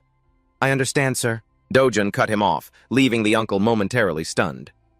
You have to win the upcoming special election, and I'll have someone help with your campaign funds. The husband and wife were overjoyed. The aunt quickly fawned. Such a smart boy. Say one thing and he understands 2. Seeing how pleased they were, Dojun decided to toss out more bait. If it's inconvenient for you, Uncle, I can support your campaign financially myself. After all, you are my senior. You are, the uncle asked, bewildered. You? But where would you get the money? Dojun retorted. Don't you remember? I still have a large sum of money in the bank from selling the farm in Bundang that I haven't touched. Only then did the uncle remember about that money. Dojun calculated silently. I have to get my uncle into the National Assembly. Only there. Can I gather assemblymen to my side? The uncle, overjoyed, gripped Dojun's hand, expressing his profound gratitude. That night, after the party, the luxury car carrying Dojun rolled through the darkness. One of them spoke up, asking his older cousin where they were going, but he only gave a vague reply. Just follow me. I promised you I'd have a few drinks with you today. The car turned into a large private compound where the parking lot was filled with expensive cars. Seeing Dojun's bewildered expression, his cousin laughed. First time here? This place is just for me, my friends, and some of the younger cousins to hang out. My dad rarely comes by. Whenever you want some peace and quiet, just come here. Absolutely no one will bother you. In reality, Dojun immediately recognized this place. It was Vice Chairman Jin Ian's private villa. In his past life, he'd never had the chance to set foot here. A servant ran out and bowed respectfully. His cousin immediately asked, Is she waiting inside? The servant stammered, Sir, Ms. Yoon Hee-young said she had a sudden outdoor shoot today, so she couldn't make it, sir. Yoon Hee-young, huh? He muttered. The actress from that weekend drama that's breaking all the ratings records. Suddenly, Dojun heard the sharp sound of a slap. His cousin had just delivered a heavy blow to the servant's face, roaring, I told you today was important! Then, without any restraint, he began punching and kicking the servant relentlessly, cursing at the stupid fool. Even as the man collapsed in pain, he didn't stop, continuing to kick him like a wild animal. I warned you, even if you had to grab her by the hair or kidnap her, you were supposed to drag that bitch here. The sight made Dojun's blood boil. He remembered being treated just as cruelly in his past life. Do I pay you to pull this kind of stupid shit? You! God damn you! Figure something out! He screamed. Seeing his cousin mercilessly torturing the servant, Dojun decided to speak up to quell his rage. As soon as he spoke, the violence stopped. Brother, Dojun said, his voice full of annoyance. Didn't we come here today to celebrate for me? I've lost my appetite for it. I want to go home right now. His cousin looked at him, a flicker of guilt in his eyes. The two brothers faced each other in silence, with only the choked sobs of the beaten servant breaking the stillness. A moment later, his cousin spoke. I forgot what you're like, Dojun. Besides, you're the guest of honor today. He turned to the servant. It's thanks to Dojun that you're still in one piece. Now get lost. The terrified servant ran to the car and was about to drive straight off when he froze at the sound of Dojun's sweet voice. "Sir?" Dojun continued, "I'm just going to stay for a little while and then head home. Could you please give me a ride back?" The frightened servant nodded profusely when the cousin asked in surprise why he wasn't staying until morning. Dojun simply replied, "No, it's all right. I'll be heading home now, sir. I guess I'm a bit tired from meeting so many people at the party." Since his cousin didn't object at all, he said, "All right, whatever you want." Dojun was secretly pleased. A golden opportunity had appeared. Why should he waste his time staying here? He glanced at the servant waiting in the car and gave a satisfied smile. This was the moment to pull Jin Yanki's loyal henchman over to his side. Inside the house, on a table laden with all sorts of expensive liquor, the cousin cheerfully invited Dojun to take a seat on the living room sofa. He casually picked up a bottle of alcohol, laughed, and said, "Let's have a drink. We'll start with something light. Have you ever tried beer before?" As he spoke, he poured a little into Dojun's glass. Dojun calmly accepted the glass, raised it, and drained it in one go as if it were plain water. It was a barley taste. Perhaps he was used to similar types of drinks. After finishing his drink, Dojun picked up another bottle from the table.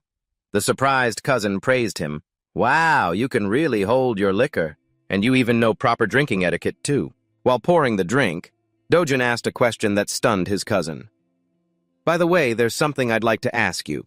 In your opinion, would it be more beneficial to you if I became a prosecutor or a lawyer?" The cousin clearly didn't grasp the intention behind the question, but Dojun knew for sure that no matter how he thought about it, he would only see him as a kid trying to act grown up. He raised his glass and also drained what Dojun called that barley smoothie. "Grandfather has hat akch by his side," he began in a fake, serious tone. "And next to your father, there are also close associates like Lee hat akch." He placed the empty glass on the table and continued, "But they're just outsiders. We may be cousins, but we brothers need to stick together."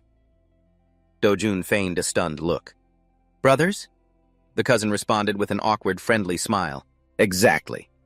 He continued to pour beer while Dojun, still confused, couldn't understand his true intentions. The cousin added, "When I lived in Europe, no matter how much loyalty my subordinates showed, the truth is still the truth." He flashed a smile that hid a venomous intent. "Everyone has their own agenda." At that moment, Dojun found it utterly ridiculous. This guy had tried to build an image of not being a suspicious person, yet he was blaming circumstances for his own nature of not trusting anyone. The cousin continued, "Just think of it this way. The gap between the one who gives money and the one who receives it is vast, almost impossible to bridge. But brothers are different. Family isn't a transaction. It's about sharing all the sweet and bitter moments." Holding the glass in his hand, Dojun found those words absurd. If he were the Jin Dojun from his past life, perhaps he would have believed these things. But not him, not now. He knew very well that it was this very cousin who had sent his own younger brother, Jin Ejun, to prison to monopolize the assets. The cousin continued his act. "Don't you know what's best for me? Actually, from the very beginning, I never cared about you passing the exam or anything else." "Why wouldn't you care, sir?" Dojun asked. The cousin maintained his fake, sincere expression. "That's right. No matter what you do, I will always be by your side. I will help you become the number 2 person in the corporation." Hearing this, Dojun just curled his lip into a cold, derisive smirk. "Among all the cousins, you're the only one I trust. The others are all useless, even when they grow up. They won't be capable enough to run the company. I need someone smart like you by my side." Dojun analyzed internally. Is he seeing me as a rival, or does he want me to be his right-hand man? Just then, a voice called from the entrance, "Oppa!" Dojun sat still, maintaining his perfectly innocent expression. 2 scantily clad women walked in and greeted them. The cousin replied, "Ah, you're here." Dojun recognized them as familiar faces who often appeared in movies and on music shows. The 2 girls spoke in a sickly, sweet tone when they saw him. "Oh my, is this the first time I'm meeting this gentleman?" Suddenly, Dojun shot to his feet. Everyone looked at him in surprise. He replied, "I mentioned earlier that I was feeling a bit tired, so I'll be taking my leave now." The cousin acted understanding. "All right then, I'll call you later." He watched pensively as Dojun's figure left. As soon as he was out of the room, Dojun hastily loosened his tie and let out a long, relieved sigh. "I had to hold that in for so long. This is the first time I've had a drink in this body. So I'm a little dizzy. Luckily, getting some fresh air helped." The driver was still waiting in the car. When Dojun approached, he saw the man had fallen asleep, a scratch still visible on his cheek from the previous beating. Dojun felt a pang of sympathy. Making a living really isn't easy. He walked around to the other side, opened the door, and got into the car. The driver woke with a start. He quickly apologized for dozing off. Dojun replied just as quickly, "I'm sorry for making you wait so long." No, you shouldn't say that. Please, sit in the back and be comfortable. I'm not some rich young master or a high-ranking official. It would feel awkward to sit in the back. Please, just drive." Dojun was insistent. The driver was surprised, but quickly replied, "Yes, sir," and focused on driving. The car slowly rolled away from the house. In the quiet of the late night, the car glided down the highway like an arrow piercing the darkness. The driver politely offered to turn on the radio, but Dojun gently refused. He spoke with a surprisingly cold tone. "Why do you call me young master? It's so jarring." The driver was flustered, not knowing how to respond to the sudden question. Dojun didn't wait. He continued to probe. "You work in the strategic planning department, don't you?" This assertion made the driver jump. Dojun explained, his tone as calm as if he were discussing the weather. "I talk with my grandfather often. I know that the planning department is divided into two streams. One for the elites who graduated from prestigious universities, specializing in planning strategies for the entire corporation. Meanwhile, the other group, those with more humble origins, are only tasked with cleaning up the messes made by the family's children." Hearing this, sweat began to bead on the driver's forehead. His hands trembled so much he nearly lost control of the steering wheel.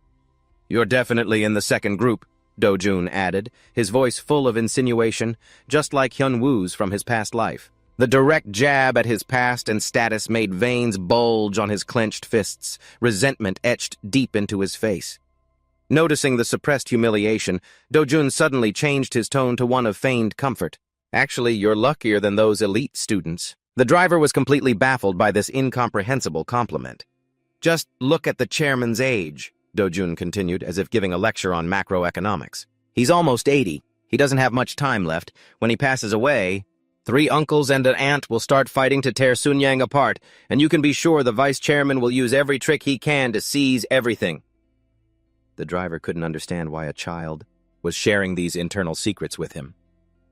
Dojun concluded nonchalantly, "By then, the secrets you hold about this family will be a priceless asset. You could sell them for a fortune. That's an amount of money those elite graduates in the business department could only dream of earning in their entire lifetime." Suddenly, the driver exploded, yelling at the boy, "Just who are you? What are you getting at?" That sudden drop in respect immediately triggered Dojun's fury. "Don't you use that tone with me. I don't like it. Just drive." The driver's face immediately went pale. He fell silent, completely subdued. "I'm a little tired. I'm going to rest my eyes for a bit." Dojun commanded, "Wake me up when we get home, you hear?" Although he was resentful about being ordered around by a kid, the driver had no choice but to obey. The car sped up again, taking the young master back to the mansion. 1997. Hanbo Group, the steel symbol of the West Coast in Gangjin County, collapsed spectacularly. Once an empire ranked 9th in credit management and 14th in assets, owning 22 subsidiaries nationwide, Hanbo was now reduced to ashes. Over 70 financial institutions, including specialized banks, were also dragged into the dangerous vortex. This season, the predators are heavily wounded. The fight for the prey has officially begun. In the chairman's office, a suffocating atmosphere filled the air. The chairman thoughtfully repeated a number. 2.37 trillion won. He then looked around the frozen meeting room. "Is this number accurate?" The dead silence angered him. "Is no one going to answer me?" The vice chairman hurriedly spoke up. "It is accurate, sir." The chairman continued his analysis.